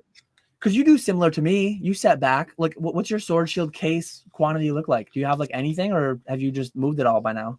No, I'm still holding mine. I got 2 of everything. 2 cases of everything. Like, see, I don't have Rebel Sword Clash Shield? or base. So I have Sword Shield starting at Darkness all the way to current. My lowest is evolving at 1. My highest, I went through my inventory. I thought I had like 10 cases of Silver Tempest. I had like 16. So I recently just sold 6 of those. But most Sword Shield era sets, I only have 2 to 4 cases. Evolving, I only have 1. Silver Tempest, I'm down to like 8 to 10. What about the crappier sets? I'm like name some sets. I just did I had the number somewhere. Like, what are the crappier? Sword and Shield base, sets? Darkness. The Rebel. First 2 I have none. As you should, yeah. Yeah, so I have I only have 1 Vivid, 1 Darkness. I have 1 Evolving, and then I have 2 to 4 of all of them aside from those. I have at least 1 box of everything in Sword and Shield. Cases of Lost Origin, Brilliant Stars, Silver Tempest, Chilling Reign. I have no Fusion Strike. And then I bought my only evolving, I bought at an average price of $11.50 per box. Damn. Because I got team up like PTSD, like I believe. And it's gonna happen for sure. Evolving is gonna do really good. I exited way too early, but I made a good profit, and I don't know. I believe enough, and it was paid cash, so yeah. My Scarlet Violet era, aside from the pallets, I only have 30 cases of Scarlet Violet era. I've sold down on most of it, expecting to get some kind of a reprint. And like it at this point, like I'm on Nick's side as far as SV1 through SV6 or 7. I would not be surprised if base set through Twilight, base set through somewhere in there, Temporal Forces maybe, or yeah, I think I'm getting that right. 7 Stellar, right? Or Stellar Crown. Yeah. I wouldn't be surprised if those ones don't get it, but I really think Pokemon's going to try to attack Prismatic through Destined, and I think they'll be successful, but I'm entirely open. I'm entirely open to them not being successful, and this is where my mind goes. It's like, if Scarlet Violet feels crazy, I already have been selling a bunch of it down aside from the pallets. If all I have is 80,000 packs for the live streams and 2 pallets of Pokemon and 3 pallets of Pokemon, it's like, if my biggest problem is that I sold everything off the pallets too soon, that means the pallets are doing stupid things, and I'm gonna be just fine. I'm not worried about it. And that's the so when I hear a lot of investment channels talk about like just wait 5 years, and it's like this principle of waiting time versus like margin goals, right? Like for me, I never looked at it as like I'm gonna wait 5 years. I want to buy this thing, and like if it doubles or triples or quadruples, like gotta cash in, right? And that's like why a lot of us don't have evolving, because we sold it when it was taken off.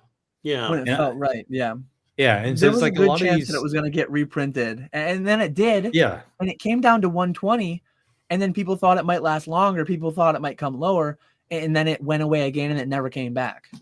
Yeah, so there's like a lot of preaching of like holding for a long time. I totally don't subscribe to that. It's like people telling other people you should wait for a long time, even though they're like only 2 years in.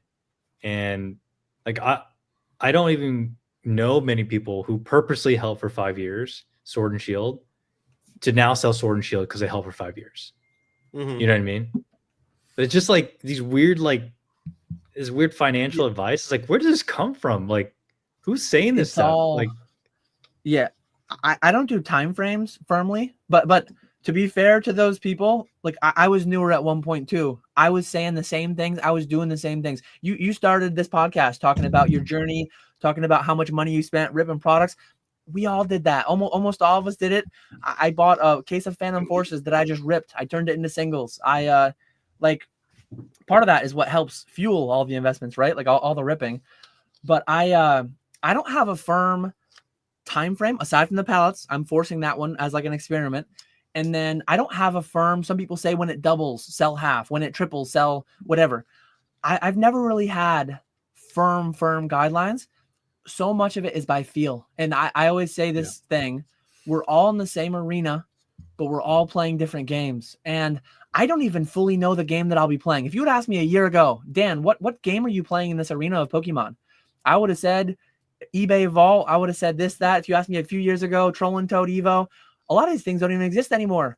I'm in an entirely different chapter, season, whatever. I'm playing a very different game that I was playing 2 years ago, and I had no clue I was going to be doing this in 2 years. I have no clue what I'm going to be doing in business in Pokemon in 2 years. I have a good idea. I think that it'll probably be primarily live stream and consigning the things I'm doing now. I might be doing something entirely new, because 2 years ago, 2 years before that, it was something different too. So I just sell when it makes sense. And there's no firm guidelines for that. It's all based on your cash flow. It's all based on your situation. There are times in my history in 11 years that a random $25,000 collection came along, a random $50,000 collection came along. And it's like, man, I didn't feel like selling that evolving case, but low list on TCG players, $8,000 right now, or $9,000, whatever it is. I don't even know.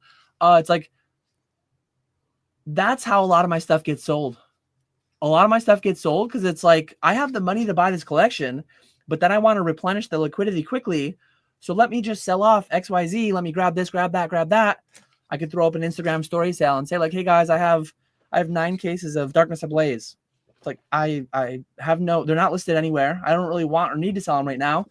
But if I just feel like freeing up $10,000, that's a quick 30-minute, and it's done and over with. It's gone. Or sending the I think what you whatever. just mentioned though, like that low list scenario is like a lot of these guys' dream. Their dream is to be in that position where it's like, oh, well, I can sell Evolve for 9K because I would have held it for 5 years. Mm-hmm. You know, Yeah. I have a saying, and I'm gonna copyright it, Dan, because I think it's pretty good. I think I'm we'll gonna leave it. copyright it. Yeah, and this is recorded. I think there's plenty of food for everyone to eat, but what most people don't realize when it comes to selling and liquidating stuff, there are only so many seats at the table.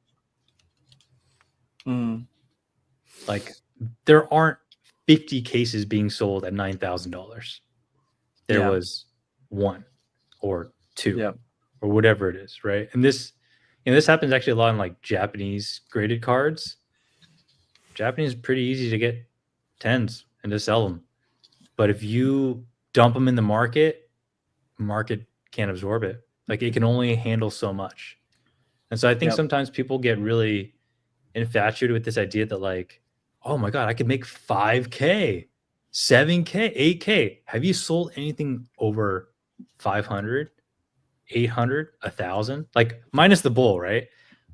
Before the bull, like, that's not, I mean, probably for you guys easy, but like for the common person, that's not easy to do. Like, it's not easy just to go find a buyer for a case of whatever set because the market price says it's $1,200. And I think it was like a year ago. This happened when I was vending. Chilling Reign was sitting at like it was, I think, 1,200 market. This guy was walking around the show I was vending, sealed case, bought an MSRP.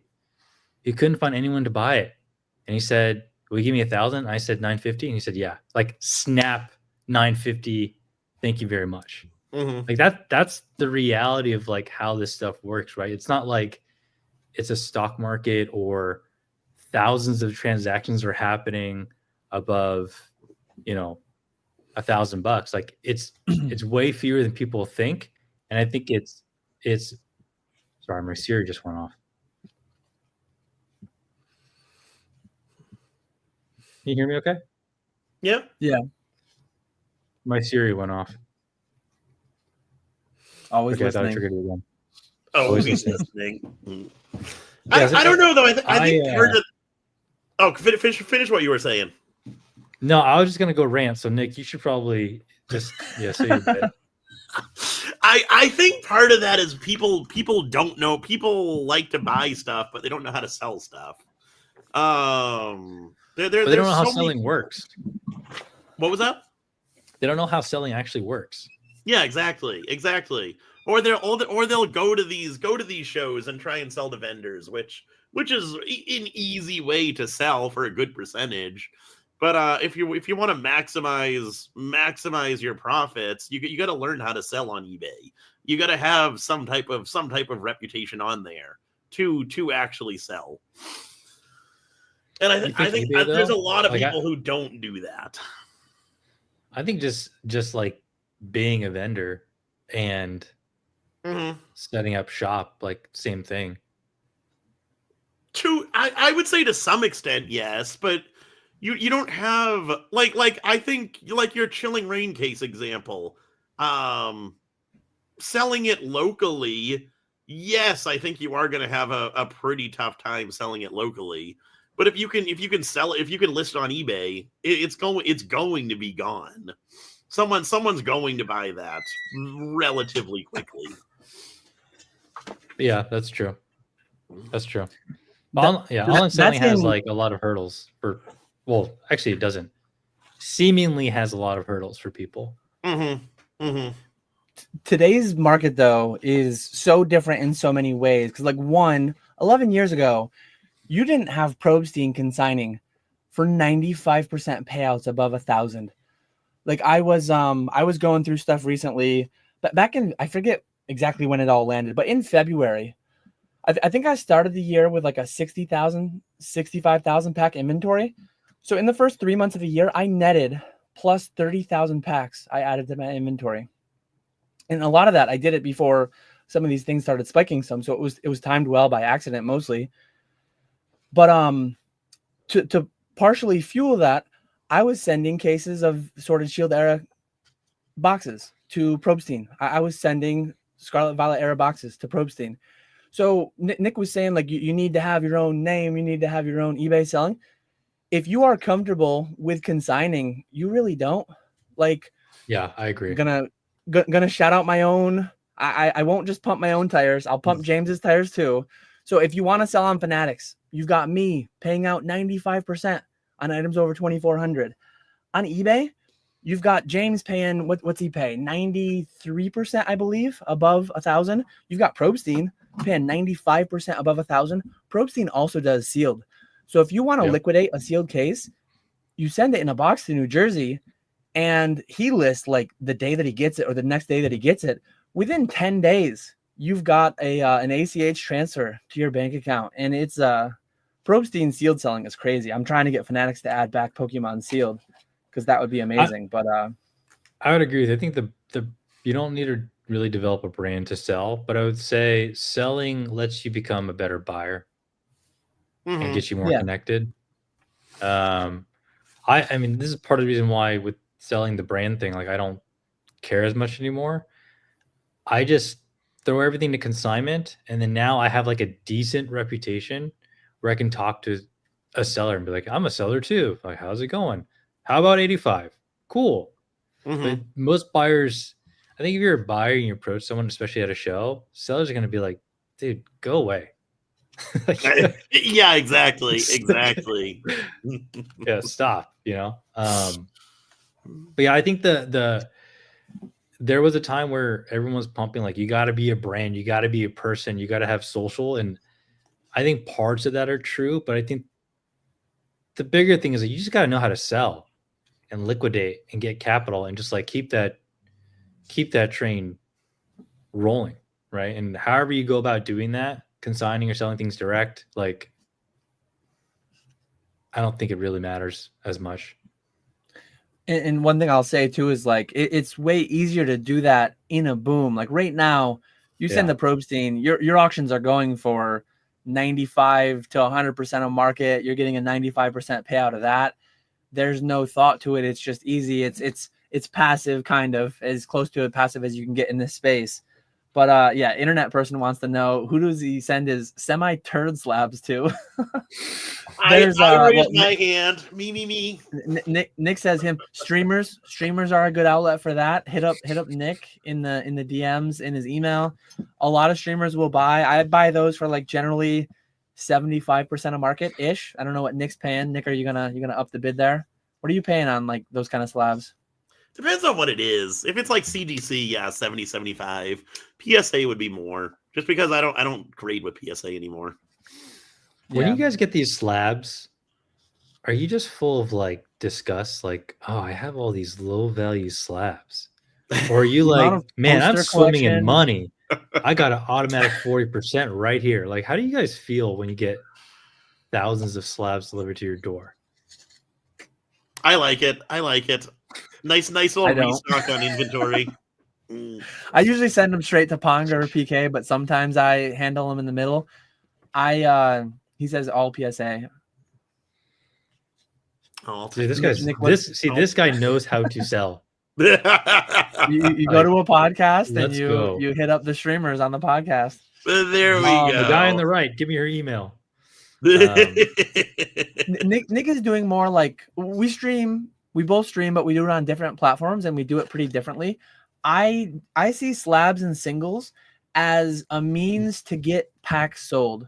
So I told Pong and PK, I told Sky as well, though we're going to be doing the MetaZoo a little bit different. I told them, like, and they knew this. I told them it was redundant because they already knew what they had to do. Don't be a stream where you go in and the person is just sitting back.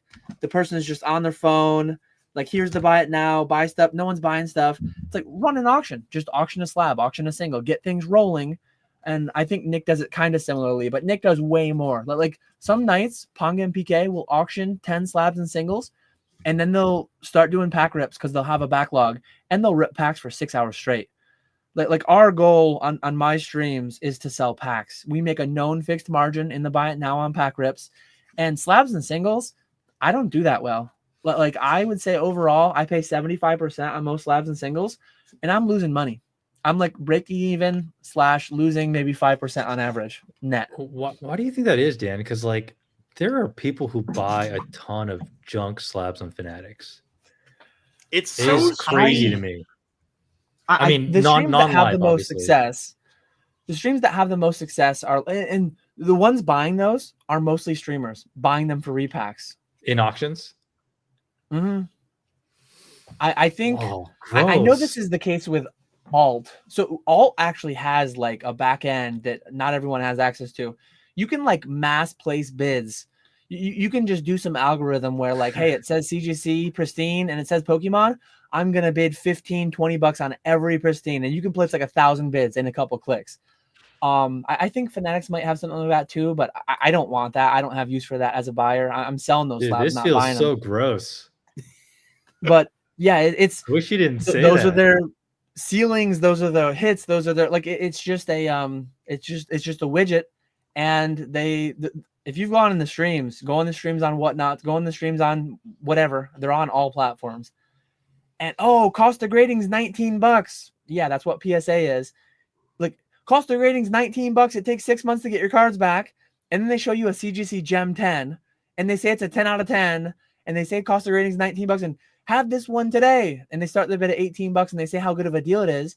And it's a 50-cent Japanese AR or whatever. And they just do that 5-second sudden deaths over and over, 10-second sudden deaths. And they just got people paying $7, $8, $10 profits for them per card, every card, hundreds of times an hour, several hours a day. It's crazy. I don't have that following. I don't think PK and Ponga would enjoy it as much as ripping packs. I wouldn't enjoy the thought of it as much. Not that That's like so I'm trying to take strange some to me. I would moral high much ground or rather anything. like the rapid fire auctions than pack ripping. And that's one thing, Nick, I wanted to push back on you because I know we've had our back and forth. We're like, are you selling? Here's the major question, Nick. You are the moral person. Are you selling Destined Rivals at MSRP? I don't know anymore. I don't know anymore. I'm Baby. less. Here we go. Nick's getting greedy. Nick's getting greedy. You love to hear it. You love to hear it. I love that so much because like I think you're gonna see that more and more. I think the quantity that people sell at MSRP is gonna go down. Actually, now that I think about it, like I'm not gonna do it because it would be too much work, but it would be funny. It would be funny.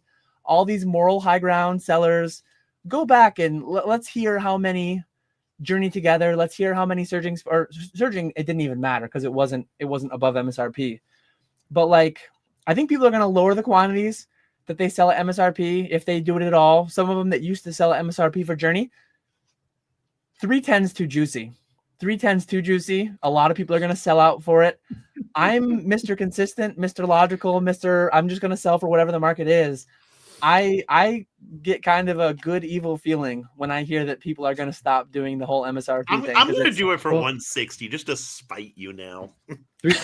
310's $8.50 a pack, which is cheaper. Yeah, but this is pre-orders a month in advance. That it's gonna drop down. So what's your number, Nick? What's your number where you're gonna get greedy and see dollar signs and sell out? What's your limit? Like you'll sell at MSRP, but only if it's dollar limit. It's what am I? If I get 10 boxes through distro, it's what I get through distro. Well, you can just lie about that. Lie about that and backdoor the rest of me to 85%. I'll buy them. Sounds like you're fence sitting there, Nick. Nick, you wouldn't be the first one to do it. I mean, come on. Just lie about how many you got. I'm not like that individual who shall remain nameless. I didn't even have someone specifically in mind, but like there's people that do that for sure. It's silly to me. I don't set the prices. I just sell for whatever the market was willing to pay. And UAP wants to buy your whole allocation for 160. Nick, I'll pay 170 for your whole allocation. You're only getting one box a person. You can buy one box at 170. Ugh, yuck. I don't want that. I want one Dan, pallet. I have a question about your consignments. Okay. What is the upper limit that what's the cutoff point for your consignments for Fanatics? High value? No, I mean like quantity. Oh, the CGC thing? Yeah. It's got to be 100 per sub. For whatever reason, they limit it to 100 per sub. If someone I mean like per week, total, or I guess per month, total cards that you're willing to accept and manage? Oh, that's a good question. I don't see myself ever getting above 5,000 or 6,000 cards a month. It could end up getting there. I doubt it'll get that high, but theoretically, there's no upper limit. I'm assuming if I had that much demand and that many people were making good money off of it and continuing to do it, they just hire another CGC grader to be full-time at Fanatics if it got to a certain number, I'm sure. So would you cut off the program if like 10 of your guys decided to give you 5,000 cards a month? I would highly doubt I'm going to run into that issue, but if and when it starts becoming a thing, like the nice thing about Fanatics is it's not like a major lift for me. I am quite scalable because all I'm doing is the payouts, right? I'm doing the social media posting and talking about it, and I'm doing the payouts. Whereas like James, if he gets 5,000 cards sent all at once, he's got someone photographing that, someone listing that, someone titling that, like all that stuff. I guess my capacity is Fanatics capacity, which it would slow down. The service would degrade to some extent. It's definitely not unlimited, but it's high, and it's slowed down. The past month on Fanatics, things are curating a lot slower. Things are grading a lot slower. Yeah. Like it's definitely, if and when I do make the video, and at this point I might not even make a video at all. Please don't. But I'm gonna tell people, like, from the time that you send your raw cards, it might be 5 or 6 weeks till you get paid, because like the 10-day auction, that's already a week and a half. It's been a couple of weeks to grade. It's been a week or two to curate. Like it's a lot slower than it was 6 weeks ago already. Hopefully they speed it up, but I just don't know. Okay. Yeah, I may or may not be asking for myself and other people. Yeah. Hit me up. I mean, the more that I get in let's not publish that video. Yeah, it might not it hasn't been recorded yet, so it's not going to be this Monday for sure. But, and then Nick, my Fanatics consignor might be at capacity if you want to start taking that on too.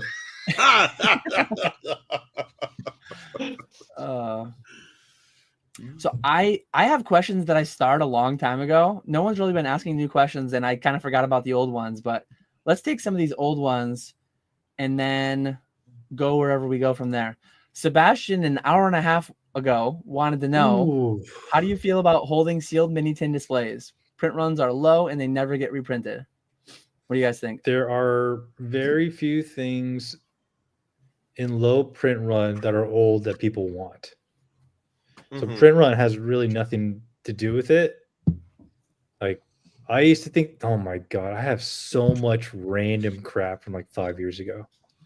Just buying tin collections and like premium collection boxes, and like, one, it doesn't appreciate as fast. And two, today's market values the packs, not the product. And three, they are a pain in the ass to store. So this is one of those things that this kind of question, like people bringing up, like, here are reasons why it would do best. Like, just make it real simple. Buy the lowest common denominator that everyone wants, booster boxes, and then I guess ETBs, and just put all your money and energy and effort into that. Like, no one's going to give you, sorry, I shouldn't say no one. It's very, very low probability someone's going to give you a good premium on something like a mini tin display, because print runs are low and it's not going to get reprinted. It might happen, but the probability is super low that, like, it's not even worth, I don't think it's worth the effort. And like, again, I have way too much crap that if I tried to sell, I would be losing money, because I thought the same thing. I agree. I think the mini tins are neat. They are good looking, but they're too niche. It's too hard to break those things down into packs. So stick to boxes. So it's funny, Nick, is you literally just said the thing that I was referring to, like, to break it down into packs. Like, people would buy it to break it down into packs, not because like, they actually keep the tins. Yeah, exactly. Yeah, I'll offer you my pack buy list price, and I'll ask you to break them down and ship me the packs. I don't want all the air You're welcome, Earth. You can do the recycling. I don't want to have to do that after shipping it all. But I do love, like, I understand the sentiment. I love the artwork. Like, booster boxes leave something to be desired in English, especially with artwork. Some of those mini tin displays have really cool artwork, like the prismatic one, all the EVs. There's some really cool ones, but I used to be a collector of all this stuff. I used to have every ETB, and I used to have one of every booster box from a certain time onward, and I used to keep one of every different. I saw Nick's investing closet. I think he still does this for certain things, but it's just so much. There's way too much out there. And in 5 or 10 years, we're talking about entire sets being forgotten and diluted out of memory and stuff. All these random different one-off products. There's just way too much. And there's many. If you have your own eBay, you might find the right collector, somebody that hops in 2030, they join the hobby, they find the mini tin for the new set at that time. Oh my God, I need to go back and buy every mini tin display that's ever been made. That consumer will be out there, but will there be enough of those consumers to make it worth the effort, the time, the energy, blah, blah, blah? I don't do it personally. So talk versus walk. I sell them all immediately. I've been sending mine to Probstein. I've been sending my sealed cases. Like, I don't even break them down for packs for PK and Panga. I'd rather just sell those at the slight premium they go for, and then just buy loose packs from people. That's what I do. Yeah, I'll usually auction the individual tins, and they do pretty good in the streams. Eric Drinks Water sold 8 of the mini tin inserts yesterday that go together to make like a bigger picture. I used to sell those. I mean, if you want to spend the time and it's like niche, go for it. But there's not a market, right? It's not. There's not hundreds of people doing it and buying it and wanting to sell it. So. No, definitely not. Definitely not. Dan, if you never sold anything in your collection on paper, would you be up or down? Oh, that's a good question. You would have to be down. 100%. I'm trying to make sure I understand it. If I never sold anything in my collection. Oh, see, I'm taking it as if you only collected and you never sold anything. I think it's collection. The things that you purchased for your collection, would you be up or down? Oh, I think that's probably from 2014 to 2020, almost. Well, what I used to do is I used to want like a Shining Gyarados, so I'd buy a collection that had one but had a lot of other stuff, and I'd sell off all the other stuff and keep the thing that I wanted. So I'd buy a big lot and then sell all the excess, and usually I'd keep the card for free. I'd keep whatever I wanted for free. So yeah, like my journey from 2014 to 2020, I wasn't taking much out, but I amassed my collection not only for free, but like it paid me slightly. So if I'm understanding it correctly, if I never sold anything out of my collection, I would still be up. And like what I've done from 2020 to 2025, especially, a lot of it has been selling my long-term capital gains, my former collection. I think that's what the crux of the question is. Is everything I've done long-term capital gains or not? Definitely not. Especially I think it's lately. Like, this stuff I showed.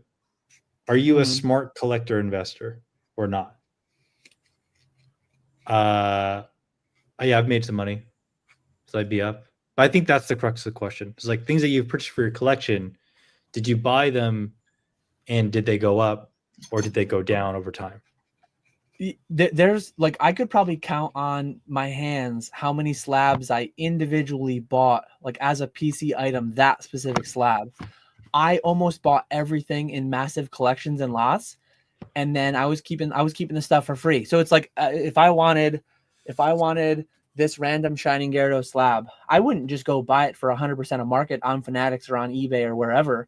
I'd go and I'd buy I'd go on Heritage and I'd buy a $50,000 collection that had this and 8 other slabs in it that I wanted, and I'd sell off the 100 slabs that I didn't want, and I'd keep what I wanted for free. Like that's the majority of what I always did. So I was very rarely like buying one slab to just buy that. And I guess the exception being when I got more into like the Japanese stuff, when I was buying trophies and things like that. I was buying just the cards. Even those, they came with the festivals, and I sold off all the festivals, not to get the trophy for free, though, in that instance.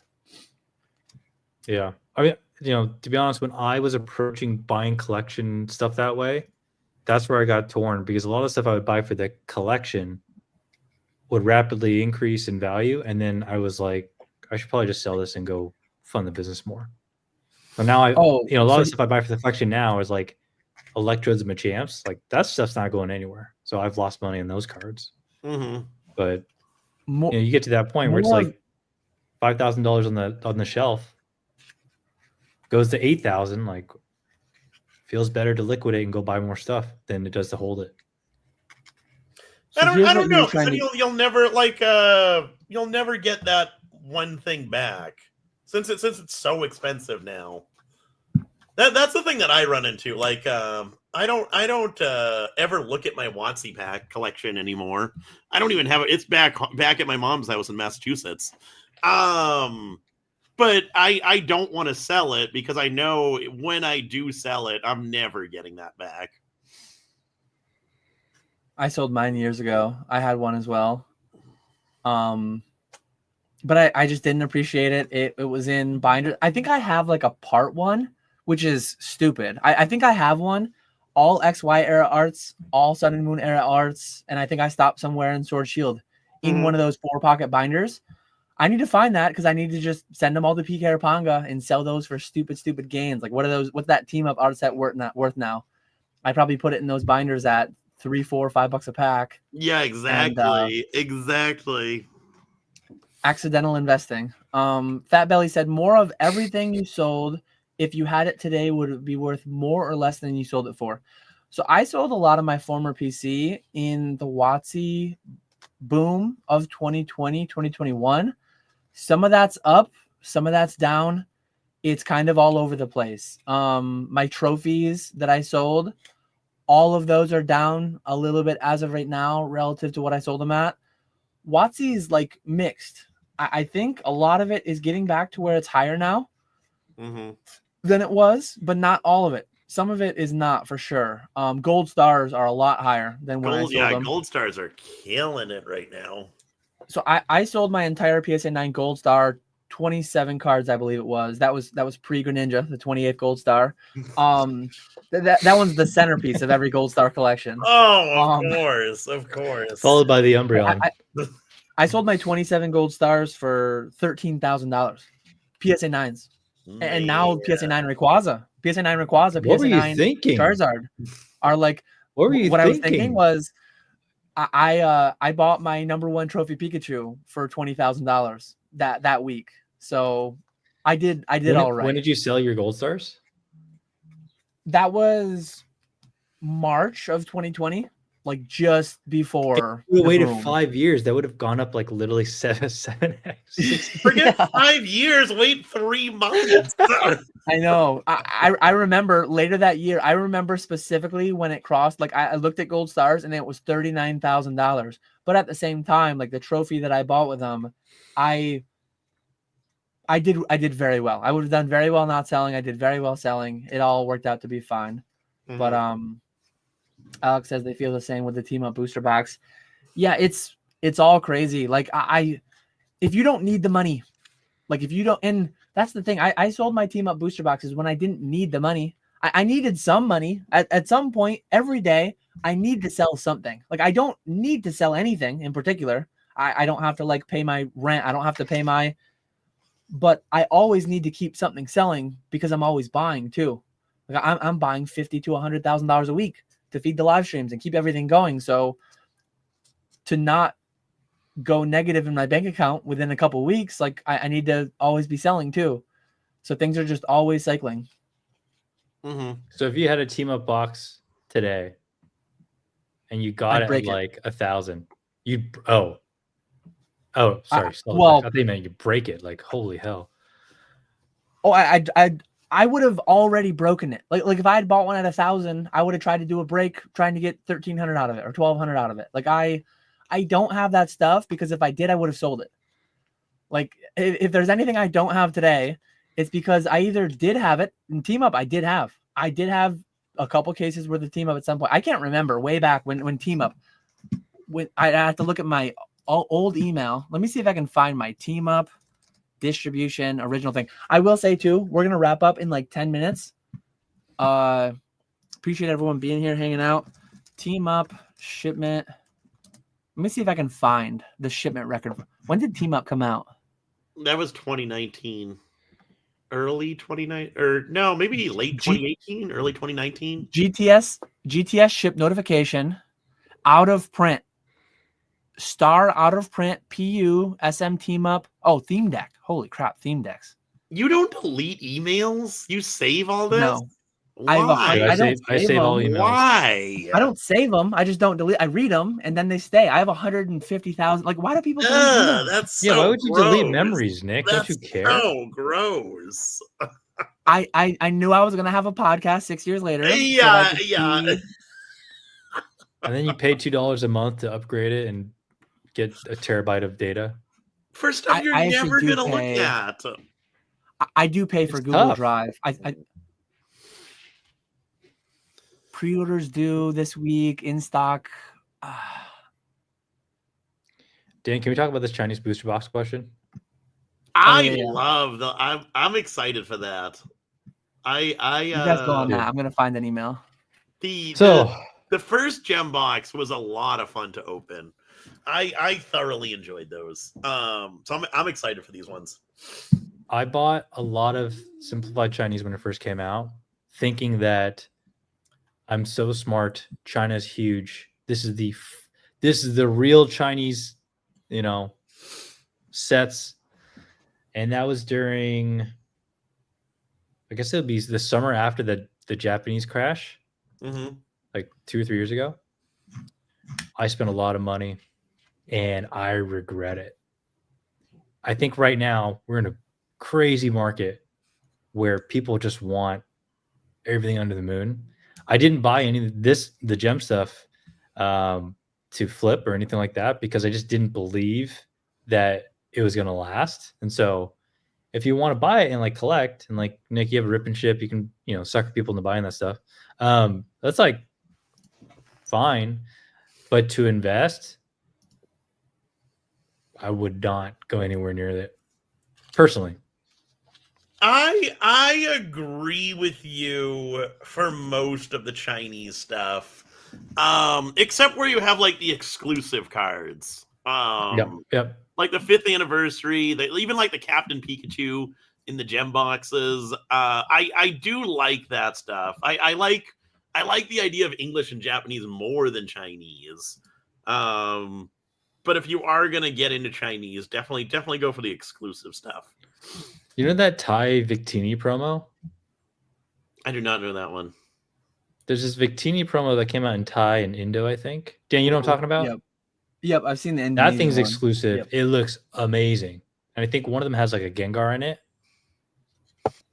It's, checks all the same boxes too. Liquidity's low. Yeah. If I buy these, it'll just be for the streams. I'm not going to be like speculating, investing in them long term. But maybe that makes them a good buy, right? Who knows? That is true. If nobody's doing it and you're the only one and people for some reason want that and a few years later and no one else is doing it, that's could be the Evolving Skies 2.0. Everyone talks about it. Nobody has it. I mean, Job and I crushed on the 5th anniversary Chinese Pikachu. Did you see what those are at now? Those are wild. It's probably because Retro bought them all up. 1010s are like 600 now. So it went back. Yeah, it's going up. Java sold his first ones for like $1,000, didn't he? And then they went down to $300. They were like $300 back in December. No, Java sold his first. Java sold his first couple for like nearly $1,000. A CGC Pristine for like $900. When they first came out. Yeah, you were late. I sold the first set of Pristines. The first few weeks, first couple weeks, first to market, the premium was crazy. And then they went down to like $300-400 for 10s maybe, and they're coming back up. Sounds like. Yeah, because we sold all of mine for $300. I sold me and Walrus sold them all at like $300. Do you have some more you want to sell at $300? Nope. Paper hands. Not a believer. Pikachu wants to know, do we think it's possible in the future for the algorithm to help positive Pokemon content rise above the negative? It's been all negative content at the top of home the last 3 months. No, it's the same as the No. local news. No, because Negativity humanity. sells. Mhm. Negativity sells. Mm-hmm. And it's a lot easier to be negative than it is positive. Yeah. Look at the mainstream media. Look at what gets clicks, what gets views, and you can feel it. You can feel it within yourself. Like there's times I'm scrolling my feed and it's like, okay, that there's Slab podcast, add that to the watch later, add that to the watch later, add that. And it's like you see the title, you see the thumbnail, it's like, I know what this is. I know it's like you feel something inside you. Like this annoys me, this frustrates me, but I almost want to see it. Like I understand. I fight it where I can, but I definitely watch some inherently negative content. I wish I could rise above and not watch any of it, but it definitely does just get that like visceral reaction that's inside all of us. Mm-hmm. And that humanity is not going to change. So no, but I will say like, one of the best creators in the space, as far as algorithm, as far as everything, like don't use it as a cop out. Oh, my channel's too positive, I'm not going to get the views. Look at Deep Pocket Monster. He's not a drama channel. He's just entertainment. He's having fun. He's doing binder challenges. Should I open it? Should I keep it sealed?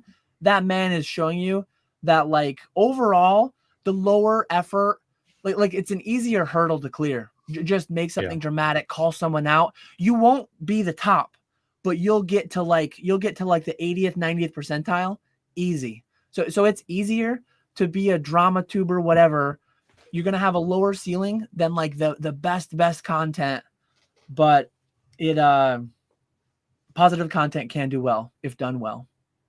But I would say it's a lot harder for positive content to do well.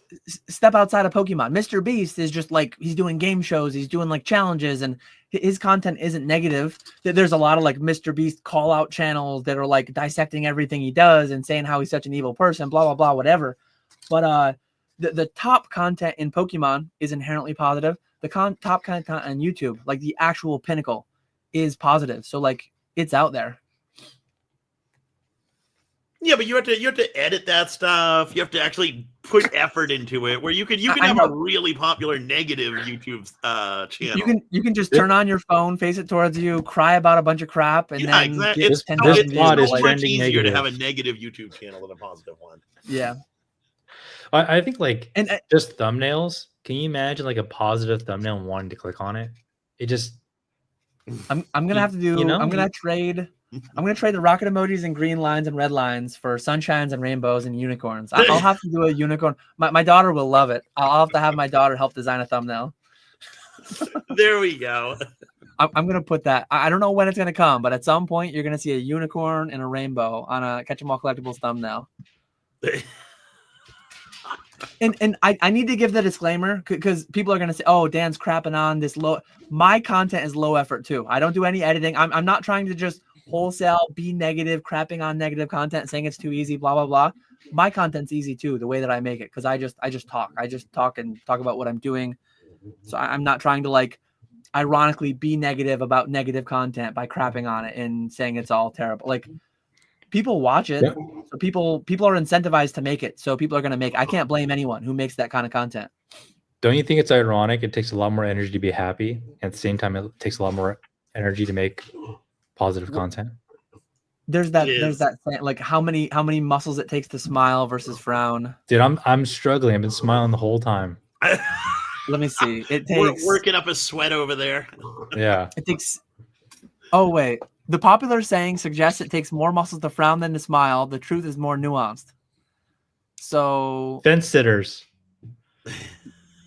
This is actually some study saying that it takes more to frown. So I don't know. Everything, my whole reality has just been turned on its head by that quick Google. Man. But anyways, I think we're gonna call it there. We do need to wrap up. If you guys have any final things to say, if you have anything you want to shout out, Ernie, we do have the YouTube channel linked below. Please go follow him there if you've had a good time today. Well, first, I just want to thank you guys both.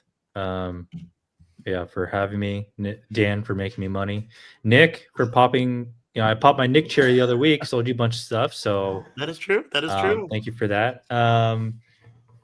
Quick shout outs, Java, obviously, for having me on recently. But yeah, really just I started a new channel. Follow it if you love just long videos of just guy talking where you can't talk back, and I'm just gonna keep laying into things. Then subscribe, and if not, no worries. Yeah, that's really it. Hit me up on IG, sell me your stuff. I'll pay a little bit better than Nick and Dan, I think.